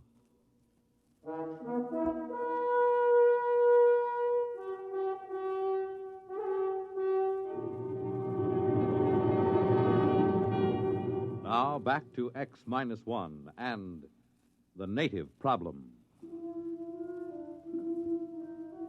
I was just plain lucky to get back to the friendly cover of the forest without stopping a bullet. It was obvious these people were too jumpy just then to listen to reason and believe me when I told them that I was not a native, that I was all alone here. I decided to wait a while. About dusk, I crept through the woods to get as near their ship as I could without being seen. They had come out of their ship. There were several dozen men and women, and a few children. They were grouped around a campfire eating. On the edges of the group were several armed men looking toward the woods with apprehension. I watched while their leader, Simeon, stepped into the circle of firelight to address them. I could hear everything he said plainly. Friends, we have come at last to our long-awaited home, our promised land. Behold, a land of milk and honey, a place of bounty and abundance. Was it not worth the long voyage, the constant peril, the endless search? Yes, it was. However, there is an aboriginal people here, naked and savage, undoubtedly cunning, ruthless and amoral, as aboriginals always are. Of these we must beware. We will live in peace with them if they will let us. No one can tell what goes on in a savage heart. Their standards are not ours. Their morals are not ours. We cannot trust them. We must be forever on guard. And if in doubt, we must shoot first. Remember, land too. This was not going to be easy.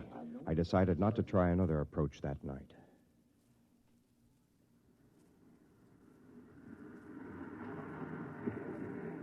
The next morning, as they were bustling about unloading their spaceship, I walked down to the beach and headed straight for them with my hands held out to show them that they were empty. The sentry stopped me at the point of a gun, and in a minute, both Simeon and Jedediah came running up, covering me with their weapons. I stood still, my flesh creeping in anticipation of the bullets someone might fire at me any minute. So you have come back. I'd like to explain. I am the leader of these people. I am the big chief fella. You, big fella chief, your people? There's no need to talk that way. I told you yesterday. I have no people. There's just me. I speak English. Unless you're honest with me, you're going to regret it. Now, where's your tribe? I'm an Earthman. Are you deaf? Can't you tell by the way I talk? Now, listen, you. Excuse me, Simeon. I don't believe I have met your friend. Professor Baker, this savage here claims to be an Earthman. Oh? You are an Earthman? That's right. My name is Edward Danton. Only a few months ago, I left Earth on a spaceship. How was it powered? By a GM subspatial torque converter. What do you think, Professor? It's amazing. Truly amazing. His grasp of colloquial English bespeaks a fairly high level of intelligence, which points up a phenomenon frequently met with in savage societies, namely, an unusually well-developed power of mimicry.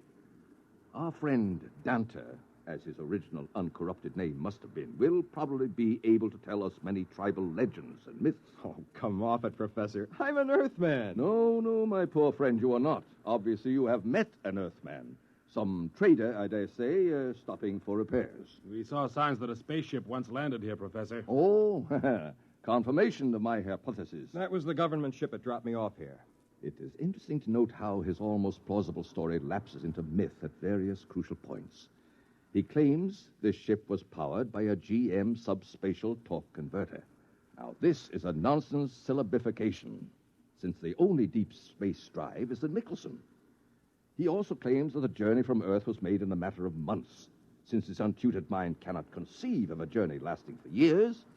Yet we know that no space drive, even theoretically, can reach here from Earth in less than 30 or 40 years. Then GM must have been developed after you left Earth. How long have you been gone? The Hutter ship left Earth 120 years ago. We are mostly fourth and fifth generation. Now, come on, Danta. Where's your tribe? Where are they hiding? This is preposterous. What can I do to convince you I'm from Earth? That's enough. We won't stand for backtalk from natives. Where are your people? There's only me. Maybe a taste of the black snake whip will loosen his tongue. Later, Jedekiah. His tribe will come around for handouts. Natives always do. Then let's put him to work. Dante, you can join that work gang over there unloading supplies. No, thanks. I'll go back. Chief said no back talk. Why are you natives always so bone lazy? You'll be paid as soon as we unload the beads and calico. Now get to work.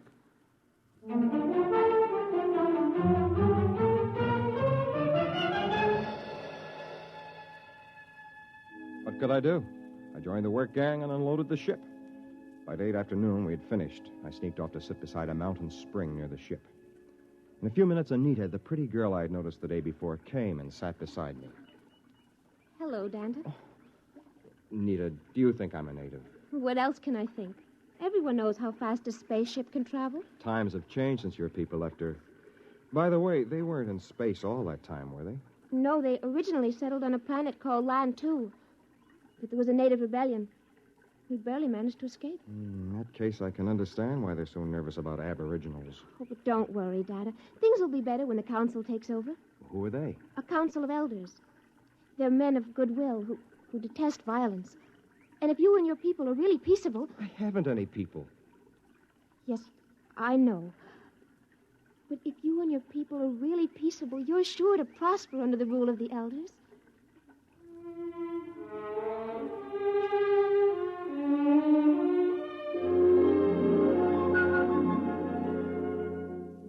It was no use. I couldn't even convince her. But as we sat together and talked, I began to forget my problems. I was enchanted by her. And I think she liked me, too. After a while, as though it were the most natural thing in the world, she was in my arms, and I was kissing her. What's going on here? Oh, Jedekiah. You're a disgrace to your people. Are you out of your mind, girl? You can't mess around with a dirty native and keep your self-respect. Now, just a minute, you... Shut up! As for you, you've got to learn something and learn it good. Natives don't fool around with Hutter women. I'm going to impress that little lesson on you right here and now. Jedekiah, don't! I've had enough from you. Dante, you struck him. Well, he tried to hit me first. Get up, Jedekiah. You're not hurt. Oh, jaw.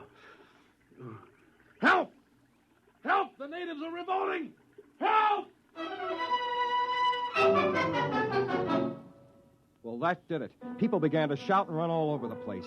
Anita tried to calm them down, but it was no use. I took to the brush just before they turned a machine gun on me. And all that night I hid, while armed parties went crashing through the woods, shouting and firing at shadows. It was a nightmare. There goes one. Quick! They're behind us. Turn the machine gun. Got him! No, they got away. Look! Look there in the trees. Fire, man! Fire!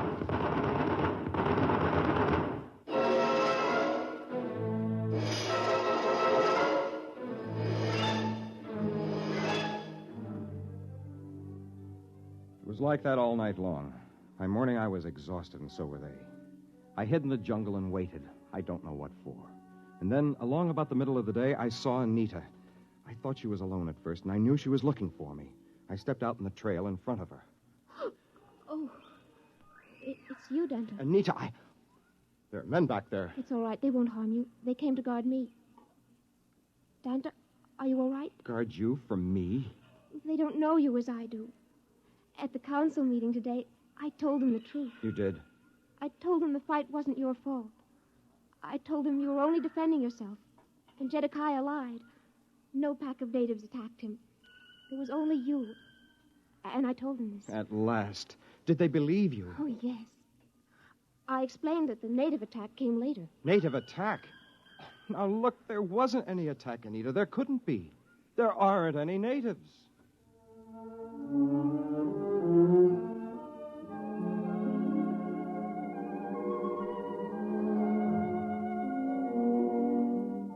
I could tell right then it was no use trying to convince anyone, even the girl I loved. It was then that I decided back to her people and waited for a time just to make them nervous. Then, the next morning, I came striding into the middle of the Hutter camp. Halt! One step more and I'll kill you. I want to see Simeon. All right, Jedediah, I'll take over. Here I am, Danta. Shall I shoot him, Simeon? No, let him speak. Go on, Danta. What is it? I have come here to bring you a declaration of war. What? I'll kill him now. What is it? What's happened? Oh, Danta, what is it? It's war. But I begged with you to bring peace to your people. They wouldn't listen. It's war. All the tribes are gathering from every outlying island. How many are there? Many thousands, 50 or 60. We will fight to the death. Danta, wait. Surely we can reach an agreement. Why shed all this blood? There is a way. I thought so. What do you want? Equal rights. Yes. What else? That is all. Except, naturally, an alliance between the ruling clan of the Hutters and the ruling clan of New Tahiti. In short, a marriage. Never. We'll fight, even though we're wiped out. We can't. We wouldn't have a chance. Accept, Father. Accept before it's too late. How can I accept? Where could I find a Hutter woman who would sacrifice herself for a marriage like that? Why don't you ask me?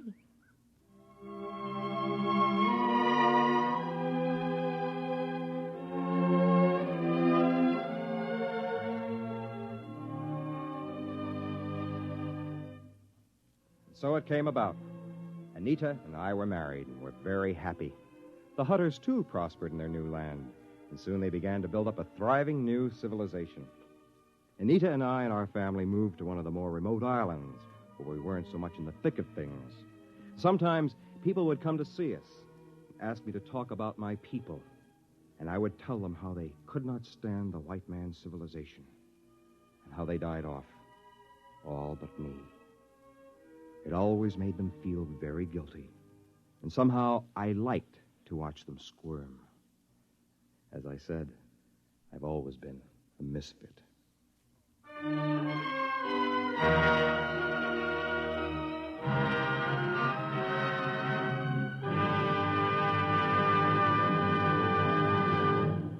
Fred Collins again. I'll have another word about X-1 in a moment.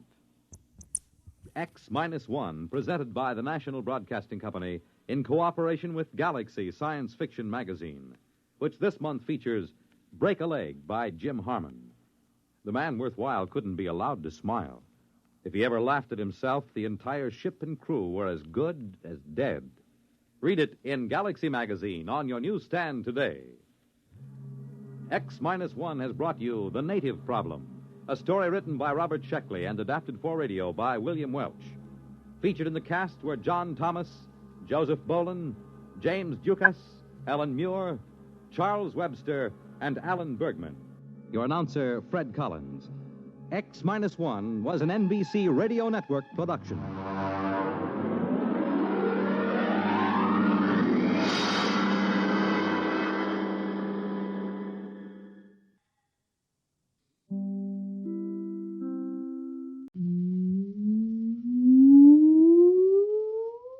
Countdown for blastoff.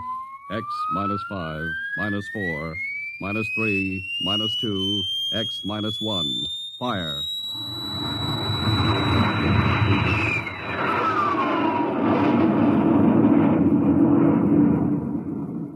From the far horizons of the unknown come tales of new dimensions in time and space.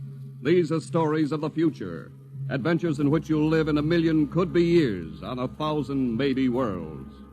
The National Broadcasting Company presents X minus one.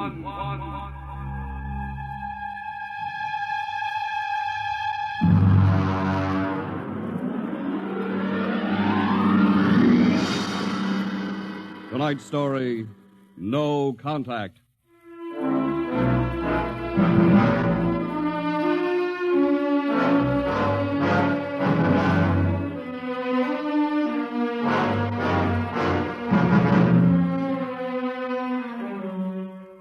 It was in the year of 1982 that spacemen first discovered the Great Galactic Barrier. In the past 10 years, rocket travel to the moon and the nearer planets had become commonplace. And then men fixed their sights on a more distant star, the remote planet known as Volta. 5 exploratory ships went out, and none came back, each in turn disappearing mysteriously at the same vanishing point, at an invisible wall somewhere in the vast outer reaches that became known as the wrecker of spaceships, the Galactic Reef. And yet, the explorers refused to admit defeat. It was on June the 2nd, 1987, that the rocket Star Cloud made ready for takeoff, the 6th to attempt to crack the barrier and win through to Volta. Now hear this. Condition green. 2 minutes to blast off. Condition green. 2 minutes to blast off. Well, Lewis, this is it. I don't suppose you'll be needing the ship's doctor up here on the bridge during blastoff. I think not, Smitty. There's little chance of acceleration bends in these new overdrive ships. I'll be in my office then, counting vitamin pills if you need me. It's only a few steps. Good luck, Lewis. Thank you, Smitty. Lieutenant Collier. Yes, sir? You're relieved. You'd better get down to navigation control and take over. Yes, sir. Lieutenant. Yes, sir? We've never flown together before. This is your first flight in a space vessel as big as the Star Cloud. Yes, sir, but I was trained in oversized jobs at the Naval Academy. Well, if you're half as good a navigator as your father was, you'll do fine. Thank you, sir. Did you ship out with my father? I served under him on one of the first rocket runs to the moon. I see. I almost went along on his last trip to the barrier. Too bad about that. Yes, sir. That's all, Collier.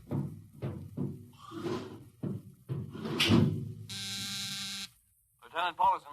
Get me the ground control tower on the field. I want to talk to Colonel Harrison. Yes, sir. Go ahead, sir. I patched in the bridge speaker. Colonel Harrison? Yes, Captain? We're standing by for takeoff in 30 seconds. Good. The field's cleared of all personnel. We'll try to reestablish radio contact immediately after takeoff. In any event, there'll be a 24-hour ground monitor. Fine. Good luck. Hope you make it. Thank you. Bridge to navigation control. Nav control, Collier. Ready, Lieutenant? We're ready, Captain. The course is in the integrator for takeoff at 1200 hours. All right. Stand by for blastoff. Bridge to engine room. Fire up your rocket chambers. Take off at exactly 1200 hours. I'll read you off. 20 seconds. 19. 18. 17. 16. Hold it. Revoke all orders. Who turned in that alarm? Paulson, sir. We've uncovered a stowaway. Stowaway? Where? Hiding in sickbay. Dr. Smithson found him. Have him brought up to the bridge. Engine room, kill your rockets and stand by. Thorson, this is Colonel Harrison in ground control. What's holding you up? Trouble. What's the matter with you? What's the matter with you? There's a stowaway aboard. Stowaway? Yes, I thought your men were supposed to police this base. What's the matter with you? Captain, take it easy. You know what this delay can do to us, don't you? 1 minute later takeoff can throw us 1,000,000 miles off course. We'll have to reintegrate the whole works. Well, look, how long do you think it'll take Don't bother for me for a while. I'm busy. Stupid idiot. Captain Clausen? Yes, come in, Smitty.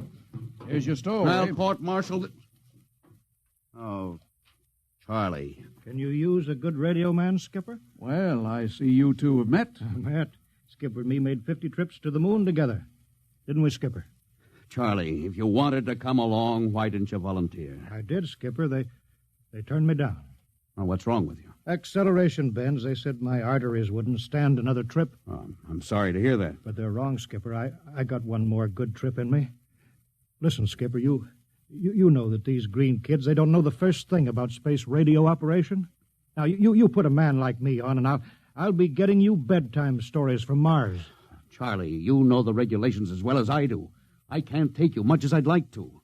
Colonel Harrison will murder me for this. Well, I'm sorry, Charlie. I'll have you put aground. I'll tell you what, I'll ask Harrison to put you on as ground radio contact, and it'll seem as if you're right here with us. He won't do it, sir. Well, he'd better. I'll have him busted to corporal for letting you sneak aboard. Look, Charlie, you better be off. Paulison. Yes, sir. I'm sending this man aground. Give him time to clear the launching platform. Yes, sir. So long, Charlie. I'm sorry. Good luck, Skipper. I thought you were going to have him drawn and quartered. If it had been anyone else, I would have, Smitty. But Charlie, well, he's kind of special. He's been with me since my first command when we began the regular run to the moon. And if he wanted to come along this time, well, it's only through loyalty to me. You know, Lewis, I didn't realize it before, but you're almost human. Captain Dawson, nav control, call you. Oh, yes, Lieutenant. How badly are we fouled up? Can you recalculate the course, or shall I cancel the takeoff? I've already plotted a new course on the integrator, sir. If we take off in exactly 30 seconds, we'll need to correct for only a 1-degree deflection. I can do that before we breach the stratosphere. That's quick work. Are you sure? Yes, sir. Positive, sir. All right, Collier. I'm putting it in your hands. We'll blast off on your signal. Bridge to engine room. Prepare to blast off on navigator's signal.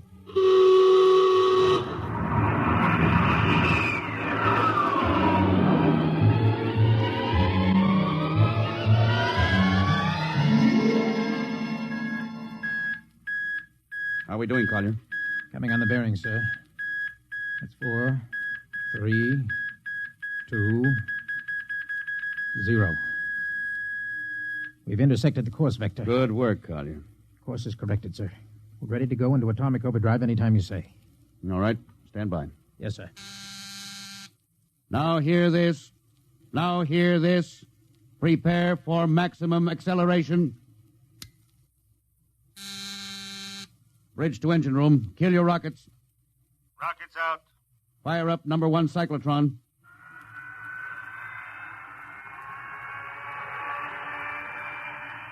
Number 1 ready. Fire up number 2. Number 2 ready. Withdraw your dampening rods. Fission chamber ready. Blast tubes cleared. All generators operating at capacity. Take it over, sir. Go into overdrive at the count of 0. 3 seconds, Mr. Collier. 3, 2, 2, 1, 1, 0. 0.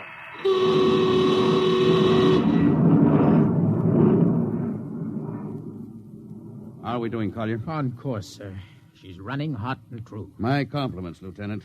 This job would have done your father credit, and he was the best navigation officer I ever saw. Oh, thank you, sir.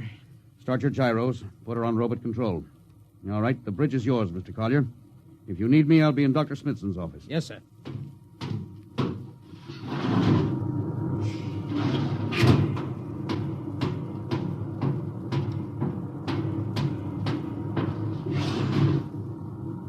Well, Lewis, I see you got us off the ground. You can thank young Collier for that. Chip off the old block. You knew his father? As a matter of fact, I knew him very well. First-rate spaceman. Oh, is he the one Yes, who... yes. He was lost in the galactic barrier on the second ship we sent out to Volta. Lewis, just what do you think this galactic barrier is? Oh, your guess is as good as mine, Doc. All I know is that 5 ships have gone into it, and none of them have come back out. You think it's a nit? How about Mestrovik's theory that it's a time warp in space? That the ships reach it and slip into another dimension? I think that's a lot of rubbish. My theory is that the galactic barrier is nothing more than a radioactive layer of some kind. Why do you say that? Well, we know that radar signals bounce off it like they were hitting an invisible glass wall. And we know that it destroys our ships and crews in some way. There's no other logical explanation. What makes you think we can get through it, Lewis? Because we're ready for it. The others weren't. The entire hull of this ship is completely shielded with lead. We can crack through any radioactive cloud ever detected. Besides, we're equipped with some new UHF radio devices that should enable us to maintain radio contact with Earth. Nothing can happen. Absolutely nothing. Now, who are you trying to convince? Myself, I suppose. Lewis, you've had your share of glory. First skipper to reach the moon back in 1962. You could have retired.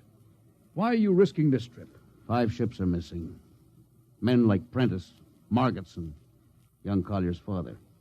I'm tired of seeing good men fed into that meat chopper. Then why are we going to Volta? We haven't any choice, Smitty. We're in a race, the kind of race where men and ships are expendable. According to the Interspace Code, the first nation to reach Volta can claim it. Well, personally, I want no part Now, of it. Doc. I'll have to play physician, morale builder, and mother substitute for 112 slightly nervous men. Well, your morale doesn't sound too good, Doc. As morale officer, I can state without fear of contradiction, it is terrible. And something tells me as we approach that galactic barrier, I'm not going to be alone.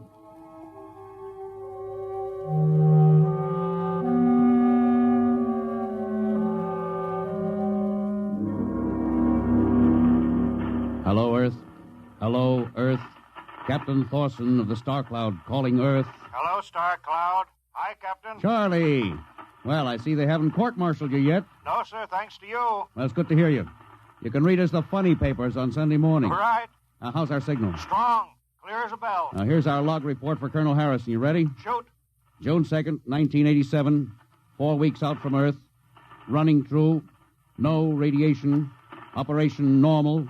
Still making our approach to the galactic barrier. That's all, Charlie. See you later. Good luck, Captain. I sure wish I was with you.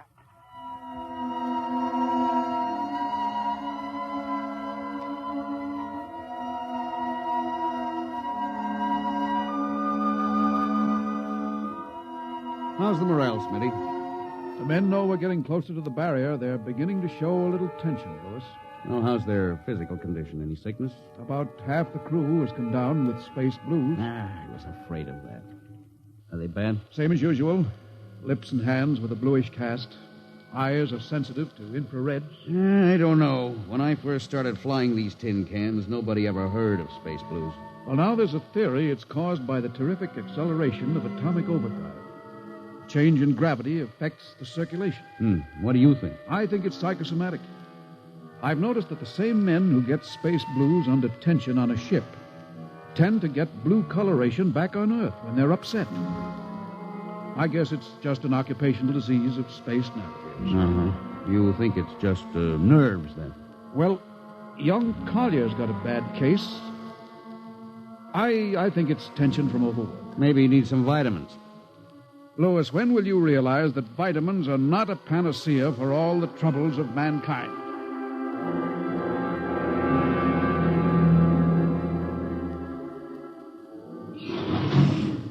Sir, I understand that you relieved me from duty. Well, Dr. Smithson says you aren't looking very well, Collier. I'm giving you a rest. Sir, I feel perfectly able to continue. Your lips are as blue as Minnetonka. Captain, I'd like to remain at my post. Don't be foolhardy, Lieutenant. I'm not being foolhardy, sir. I have a special, personal reason for wanting this expedition to reach Volta. Your father? Yes, sir. You think he might still be alive? I have to find out what happened, sir. I think I understand. Very well, Collier. Report back to duty.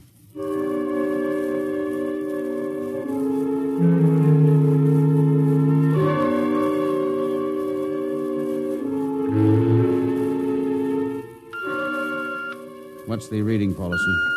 We're getting a +5 radar bounce now. Coming off the barrier almost as fast as we sent it out. What's the interval? 2 seconds. Shortening steadily. At this rate, we'll hit the wall in the next few minutes. All right. Alert the crew. Sound general quarters. Now, hear this. Condition red. We are now approaching the galactic barrier. All hands to stations. All radiation detectors to be fully manned. Full security will prevail until further notice. That is all. Paulison. Yes, sir? The radar bounce is up to +6. We'd better try to make final contact with Earth. Is Sparks still trying to raise the base? Yes, sir, but he's not having much luck. Oh? Seems to be some interference. Oh, that's the radio room now. Yes? You got him? Well, cut in on the bridge speaker. Captain will take it from here. Hello? Star Cloud to Earth. Can you hear me, Earth? Hello, Skipper. I can barely read you. You're getting heavy static from Sunspot. That's not sunspots, Charlie. We're right on top of the galactic barrier. Getting a +7 radar bounce. Expect to hit the barrier almost any second now. Good luck, Skipper. If we crack the barrier and come through still in one piece, I'll try to get back to you on the high-frequency band. Got you, Skipper. Don't worry. I'll be waiting. So long, Charlie. So long, Star Cloud. Must be getting awfully close now, Captain. Echo's bouncing back so fast it's almost beating the signal. Well, when they go inside, hold on to your hat. That's when we run into the wall. Any second. Hold on. Oh, here goes nothing. Here it comes.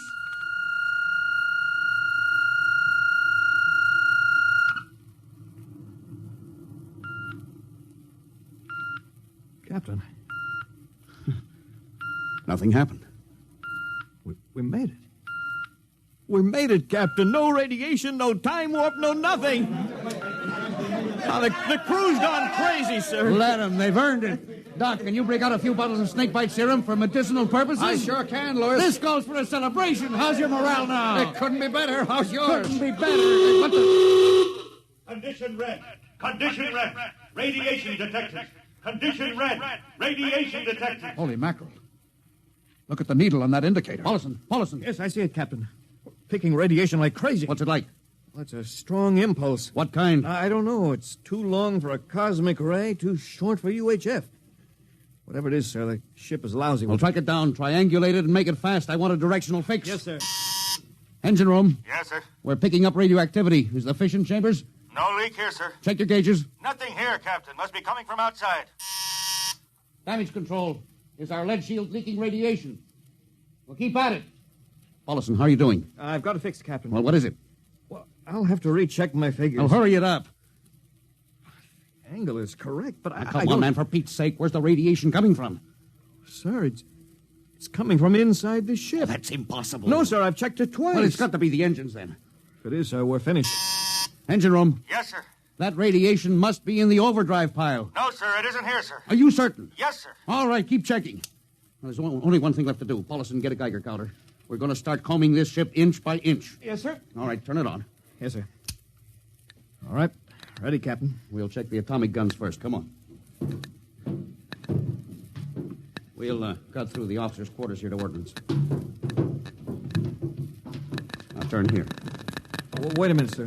Huh? What is it? The signal's weaker now. Yeah. Let's go back. Hold it. Seems strongest right about here. Oh, it doesn't make sense. Whose cabin is this? Lieutenant Collier's. Collier? Oh, he's down in nav control, sir. Oh, I'll try the door. It's not locked, sir. Oh, it's in here, all right. Listen to that counter. Strongest over here. Open that wall cabinet. It's locked, I'll sir. smash it. Shut off that Geiger counter. Now, what do you make of this, Paulison? Well, it looks like some sort of portable transmitter, sir.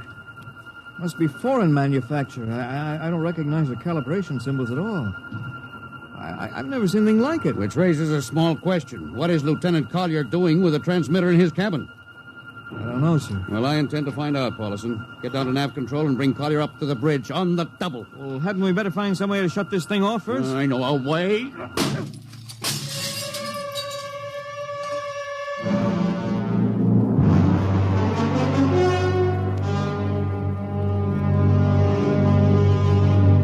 Lieutenant Collier, I'm going to ask a few simple questions, and I want a few simple answers. Yes, sir. What were you doing with the transmitter in your cabin? Transmitter, Captain? Oh, you know nothing about it? Oh, no, sir, I don't. Do you recognize these calibration symbols? No, sir. Can you think of how it might have been placed in your cabin without your knowing it? No, sir, unless someone came in while I was on duty. Would that have been possible? I suppose so, if someone had a key. I found your cabin door unlocked. Well, I meant a key to the wall cabinet. I didn't say the wall cabinet. Well, I... You what, Lieutenant? How could you have known it was in the wall cabinet? Well, I just assumed, sir. Lieutenant Collier, I find it hard to believe you would lie. having known and respected your father, having observed the way you handle your job. However, I intend to get to the root of this thing. May I have your wristwatch, Lieutenant? Sir? Your wristwatch. Yes, sir. Paulison, turn on that Geiger counter. Yes, sir. Hold this watch next to it. Yes, sir. That's all. Lieutenant, if you hadn't any close contact with that transmitter, how do you explain the radioactivity of this watch? Well, I don't, sir. I think you'd better. To whom were you sending those signals? Condition red. Condition red. There's your answer, Captain. What is this, Collier? Alien spaceship approaching. Alien spaceship approaching. Collier, who's aboard that ship? All right, now talk! Very well, Captain. My mission seems completed. Your mission? Are you admitting that you're an agent of a foreign power? I'm stating it. What nation? No nation, Captain. What? I am an agent of the Voltan government. What? The government of the planet of Voltan. You're crazy. Are you so stupid, Captain? Did you think your people are the only ones who can invade another planet? What do you mean? We've had agents operating on Earth since 1945. I don't believe you. What do you think happened to those 5 ships, Captain? Where do you suppose we got our information? Your language, your culture, family background. Your appearance, you look like... Like Commander Collier? Well, is that so surprising, Captain? You see, Captain, we had a living model. I ought to kill you. That would be very foolish, Captain. I would advise you to surrender without delay. Alien ship now coming into ordnance range. I'll deal with you later, Collier. Paulison? Yes, sir. Put this man in irons, take him away. Don't worry, sir. We'll take good care of him. Carpenter, Robinson. Gunnery. Gunnery, Richardson. What's the range? 10,000 meters. They're closing fast. Put your guns on radar tracking. Tracking. Coming on the bearing. Fire. Fire, Richardson. Richardson, did you hear me? Fire! What's the matter down there? Did you hear me? Richardson, answer me. It's no use to shout, Captain. Collier, how did you get loose? Where's Paulison? Lieutenant Paulison is dead.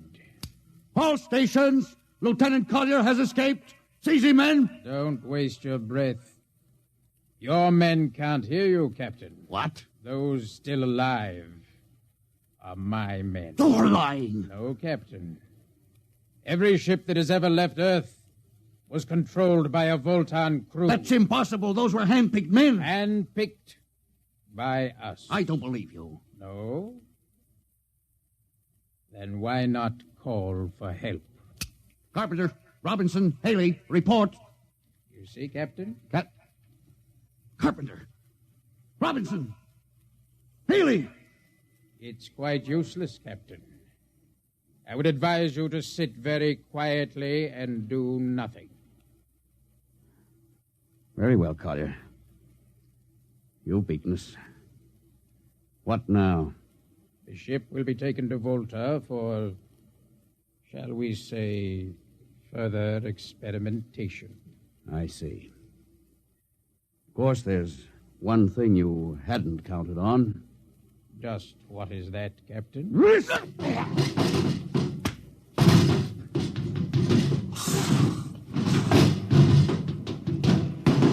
Carpenter! Are you in there, Lieutenant Carpenter?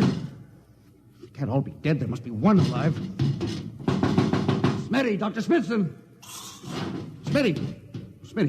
What have they done to him? Louis, Dirty. Don't talk. I must lean closer. There's not much time. Louis, space blues. Space blues? What is it, Smitty? What are you trying to tell me? All men with space blues. Voltans. Let me help you. No, Louis. Get message back to Earth. Voltan, 5th column. Watch out for space blues. Smitty. Oh, Smitty. Captain Thorson, you can't hide from us now. Come back to the bridge and surrender. or my men will come and get you.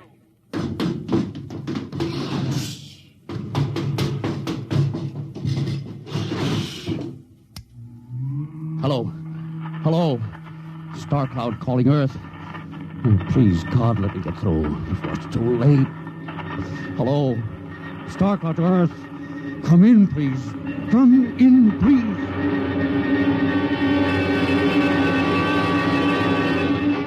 Hello. Hello. Star Cloud to Earth. Captain Thorson calling.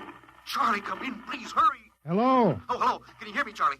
Skipper, is that you? Are you getting my signal? It's coming in a little louder now, Skip. Keep sending. God, now look, Charlie, listen to me. Not much time. Get word to Colonel Harrison. Crew mutinied.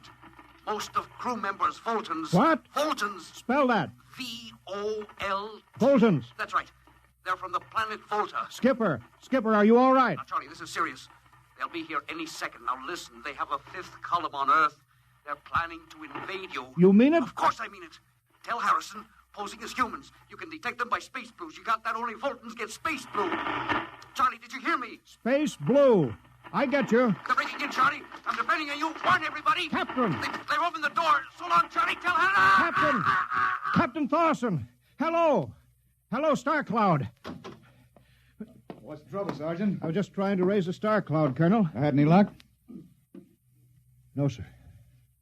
No contact. No contact, eh? No, sir. Nearly an hour since they hit the galactic barrier. I don't understand why they haven't tried to get a message back. No, sir. Neither do I. Oh, all right. I'll take over for a while. Yes, you do that, sir. It's all yours. Right.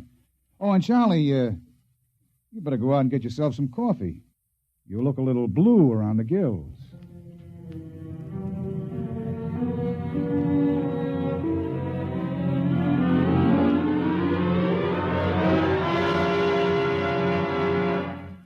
Tonight, X-1 has brought you No Contact, written by George Lefferts from an original story of Lefferts and Ernest Kinoy. Featured in the cast were Louis Van Ruten as Captain, Donald Buca as Collier, Wendell Holmes as Charlie, and Bill Griffiths, Bill Smith, Matt Crowley, and Ken Williams. Your announcer, Don Pardo. X-1 was directed by Fred Way and is a transcribed NBC Radio Network production. And now, next week.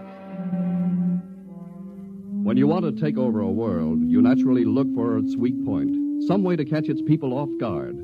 We live in a world where everybody loves a parade, a world of press agents and publicity stunts. But who would ever dream that invaders from outer space would take advantage of that weakness and actually hire a press agent to advertise their coming? Who would believe it was anything but just another publicity gag? At least, not until the terrible moment when it was already too late. The moment of X-1.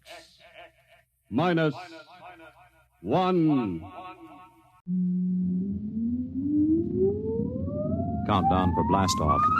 X-5, 4, 3, 2, X-1, fire.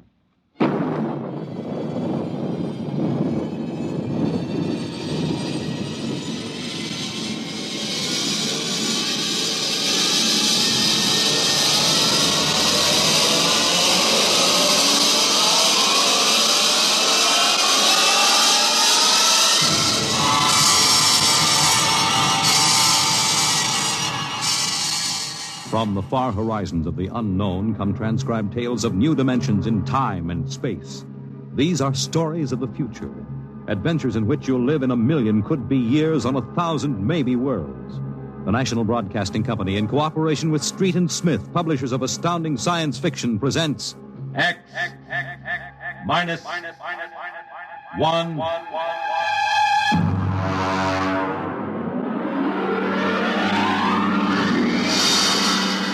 The Martian Death March.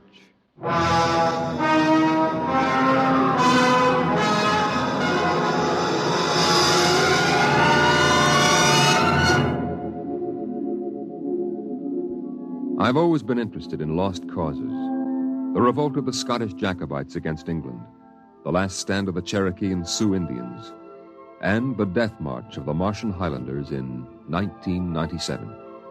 There's been a lot written about that march. The UN Commission report covers 4 volumes, but the whole story isn't down on paper yet. I know it because I was on that march from the beginning to the end. There's one part of the story that no one ever mentions. The Martian Death March of 97 was led by an Earthman.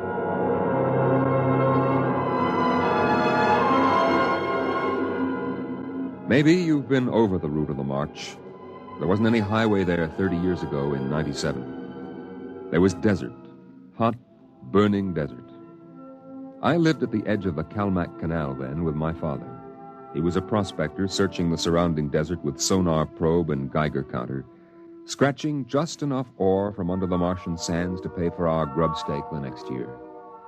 I remember he was in the Adamson digger in the North Quadrant when I came running out that day.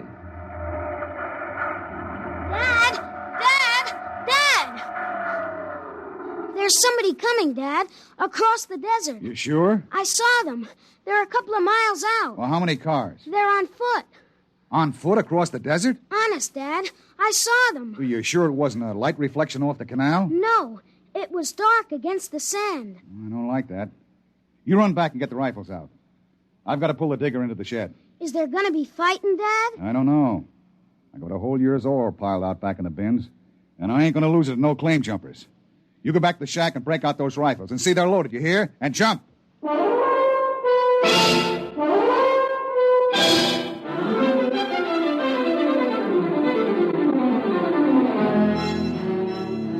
Dad had 3 surplus Army rifles and a couple of homemade grenades made out of ore cans stuffed with Adamson A explosives.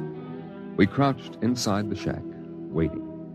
The shadow of the water tower in the doorway grew longer as the quick Martian dusk settled down over the desert. And there they come, Al. There's 2 of them.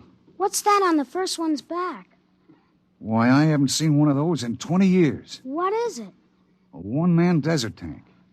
They used to carry water that way before Adamson put out the air-still units. There's something funny about that second one. Look, he's all spindly, and his head's funny. He's funny, all right. Al, that's a Martian. I never saw one off the reservation before. Well, there hasn't been one, not in 10 years. I don't like this. Here they come into the dooryard. You remember what I told you. Line up the sights and just squeeze the trigger.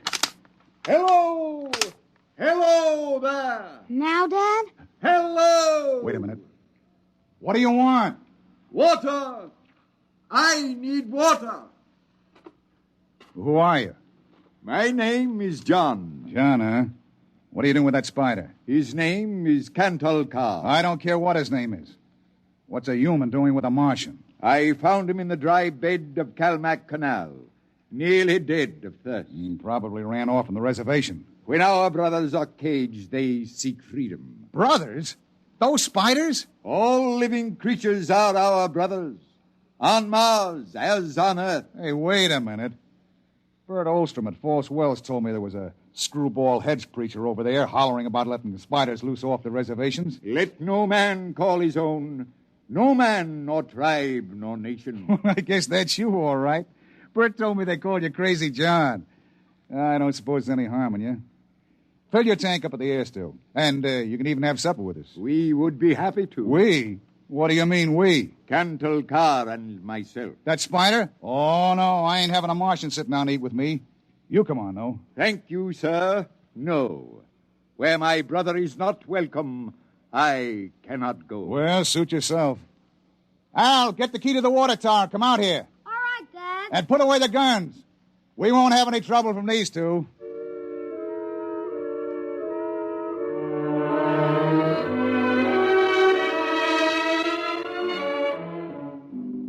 The old man filled his tank at the air-still tower, and the Martian went through the ash pile for half-burned fuel brick. When we went to the house for supper, I could see them silhouetted against the fire. The old man with his wild hair and beard, and the thin, spidery arms and legs of the Martian. Dad? What? Are all the Martians on the reservation? Yeah. All but a couple of wild ones in the mountains up north. The patrol catches a couple every year. Why? Well, they murder people. No, I mean, why are they on the reservation? Because it's the safest place to keep them. Pass this off. How many are there? Oh, I don't know. A few thousand. They keep dying off. Why? They catch earth diseases. Chickenpox almost wiped out the whole gang of them 2 years ago. Chickenpox? I had that. It didn't wipe me out. You ain't a Martian. I was born on Mars. Well, I mean you ain't one of those spiders. Now eat your food, it'll get cold. Okay. Dad, Oh, what now? were the Martians always on the reservation? Well, since the Outpost 3 massacre, they have been. What was that? Oh, back before you were born, they lived wild in the mountains up north. Were they fierce? Fierce enough. Only place for them spiders, behind wire. Yeah, it sure is.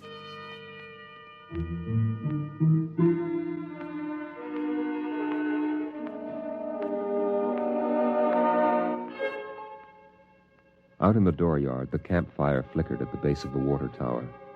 The first of the Martian moons had set. The other wouldn't rise for several hours. I could hear the sandpeepers out in the desert as I stood there. The old man and the Martian were sitting on the ground, huddled close to the fire. It gets cold fast on the desert when the sun goes down. Is that you, boy? You can come up to the fire if you like. My dad wouldn't like it. All right. But I'm not afraid of no spider. No, there is nothing to be afraid of. How come his arms are all skinny? Ask him. Does he talk? Yes, his name is Kantalka. It is, huh? Hello. Hello, boy.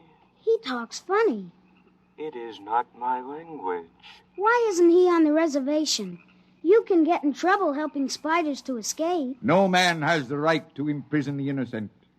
They that are enslaved will be freed. They that are in sickness and misery will be comforted. They that are exiled in a strange place will be restored. My dad says the spiders are treacherous, cowardly, murdering savages. That's what he says. Boy, there was a time on this world when there were no Earthmen, when the ships and the machinery of Earth were unknown. Then the people of the highlands lived in peace. But today they are a handful, starving, dying behind the wire. But the reservation isn't so bad.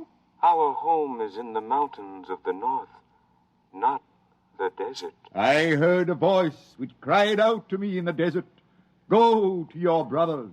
Do they really call you crazy, John? I have been called many things. You really think we ought to let those old spiders off the reservation?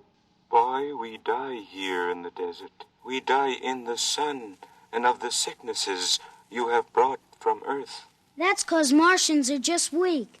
I'll bet I could knock you down myself. You could. We are a different people. We have not the strength of muscle of Earthmen. But we will not stay here to die. You won't get off the reservation. The patrol takes care of all that. They won't let any stinking old spiders out. Even in the minds of children is planted the poison of evil. How long?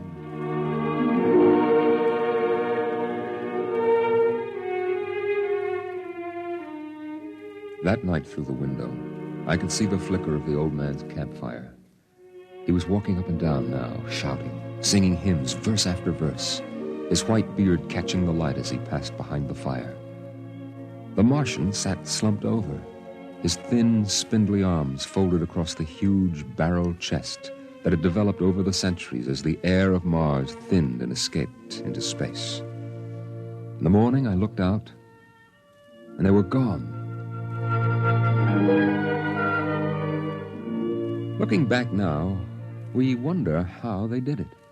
The high-voltage wire around the reservation carried a fatal charge. The patrolmen in the tower had 50-caliber machine guns. The desert around the camp was mined heavily. Yet, at dawn, August 7th, 1997, they broke out. I was down at the dried-up canal bed hunting sandpeepers when my father came running after me. Al! Al! Here I am. Come on, back to the house. What's the matter, Dad? You shut up and run. What is it? The spiders busted loose. Bert Olstrom radioed in. They come in here? They're headed this way, the murdering devils. They kill anybody? 6 patrolmen when they busted through the wire. What are you gonna do, Dad? Fire a keg of Adamson A across the gate. You get in there and get the guns out.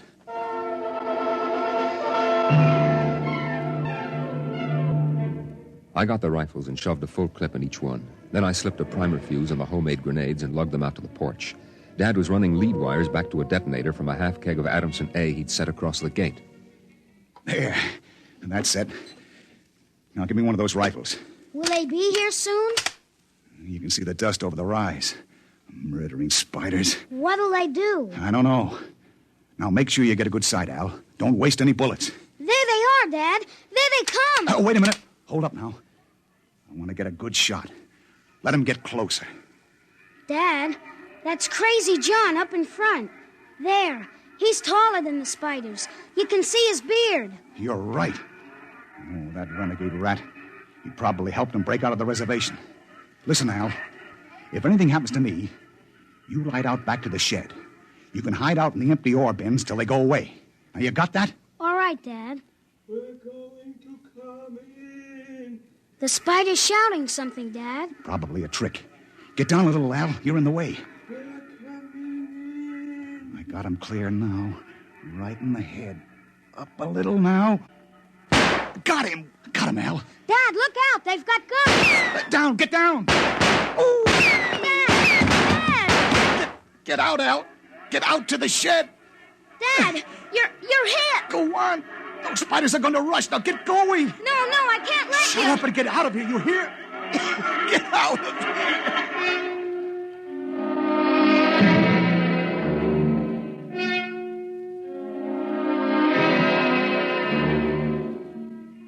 I ran back through the house to the shed. Behind me, I could hear the Martians sweeping up to the dooryard. Then suddenly the ground shook, and I could feel the dull concussion waves hit my ears as the Adamson A exploded. I could hear the high, whispered screams of the Martians and the rattle of fragments on the metal roof of the shed. I dived into the empty ore bin and slammed the hatch almost shut. I sat there waiting. And then suddenly a shadow fell across the edge of light, and the hatch slid open on top of me.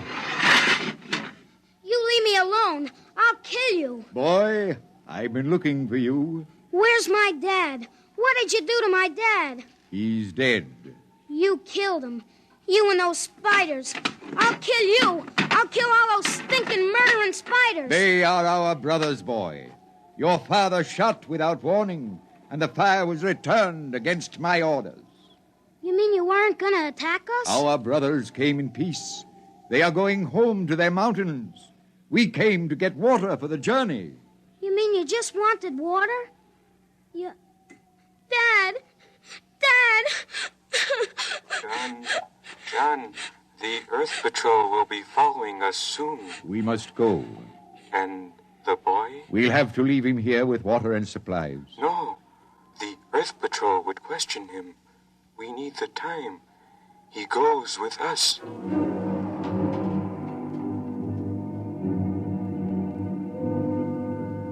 They tore the Adamson air still from the tower and mounted it on poles. They piled our supplies in the yard and loaded them on their backs. And then they started. I marched with the old man at the head, and the column stretched out behind us on the desert. I turned to look back at our house, but the sun was behind it, blinding red. The old man pulled me around as he marched, his eyes fixed on the horizon, where far to the north rose the cool mountains that were the ancient home of the Highlanders. 14 of the Martians died the first day.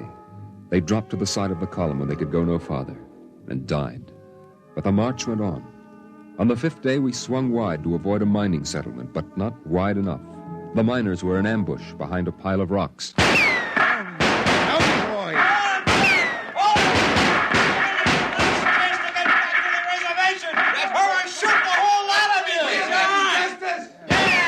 I shall lead them home. Home to the promised rest. Home to the mountains. March forward. March forward.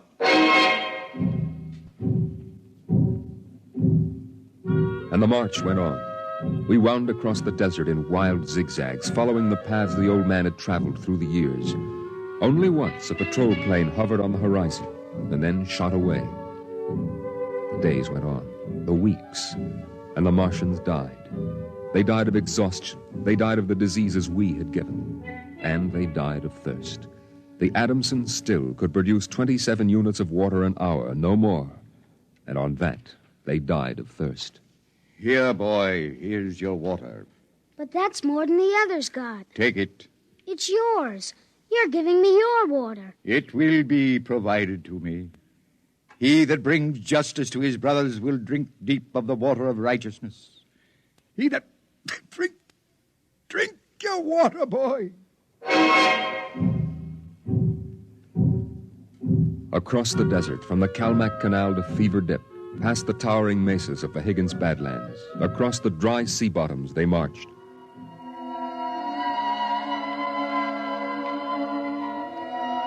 On the 54th day of the march, we halted at evening.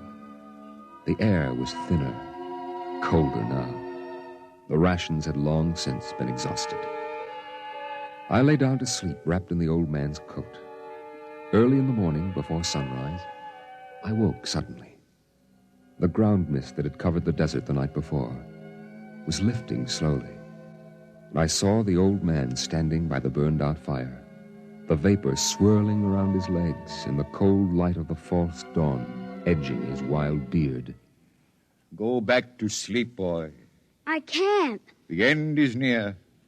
I have led them through the wilderness, dry shod across the seas, and before us lie the mountains. You mean we're almost there? When the mist is taken from the eyes of man, the place of refuge can be seen. You mean the mountains? It's over. We're there. I have led them to their home, and I must go back to the desert. You mean alone? Even now, I hear a voice in the wind. Carry the message to the men of earth. Bring to this new world the message of the old. All beings created in the universe are my brothers, and he that harms my brother harms me. Goodbye. Goodbye, boy. You'll be safe now. Goodbye, John. Goodbye.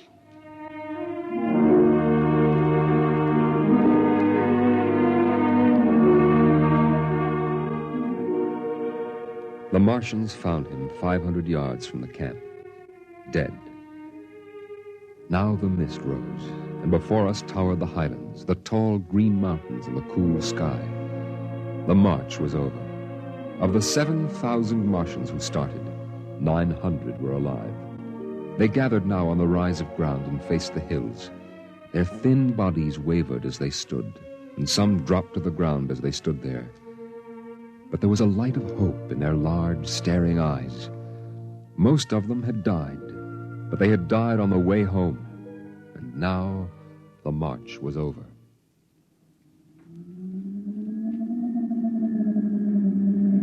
Then the patrol planes were spotted on the horizon, and within 10 minutes they had landed. The Martians stood silently as the squads piled out and set up the 50 caliber machine guns and the petroleum gel flamethrower. All right, you spiders. Hands up and stay together. Gather in a bunch and don't try anything. Sergeant? Yes, sir. Shoot the first spider that moves. And shoot to kill. All right, where's that boy? There was a boy reported. Here I am. You all right, kid? They hurt you? No, I'm all right. John gave me his water ration. Oh, the leader, huh? Well, I've got a warrant for him. Where is he? There. He's dead. Huh? Oh. Well, just as well. I'd hate to be him in front of a settler's jury. What are you going to do to them? The spiders? See those transport planes coming in? We're going to ship them all back to the reservation where they belong. You can't. You can't do that. What are you talking about, kid? You can't take them back. They're home. John said they were home. You can't take them back. It isn't fair. I won't let you. I won't let you. I won't let you. Hey, let go of me. Sergeant. Yes, sir. Peel this crazy kid off me. All right now, kid, take it easy. I must be shot. Can't believe he's safe now. Yeah, I guess that's it. All right, you spiders, step it up. Move along to those transport planes. It's all over now. You're headed right back to the reservation.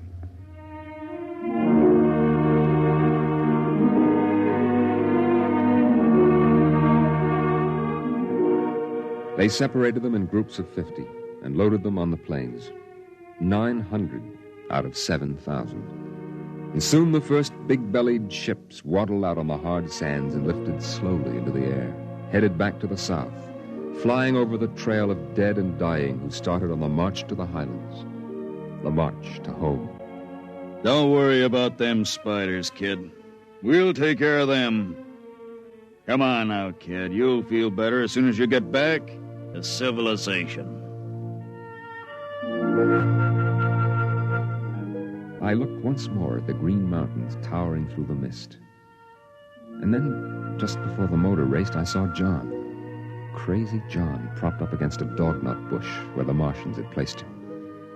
The wind from the south gave the wild hair and beard a rippling life. He faced the hills, the home and rest he had promised his brothers, as he led them through the wilderness of Mars.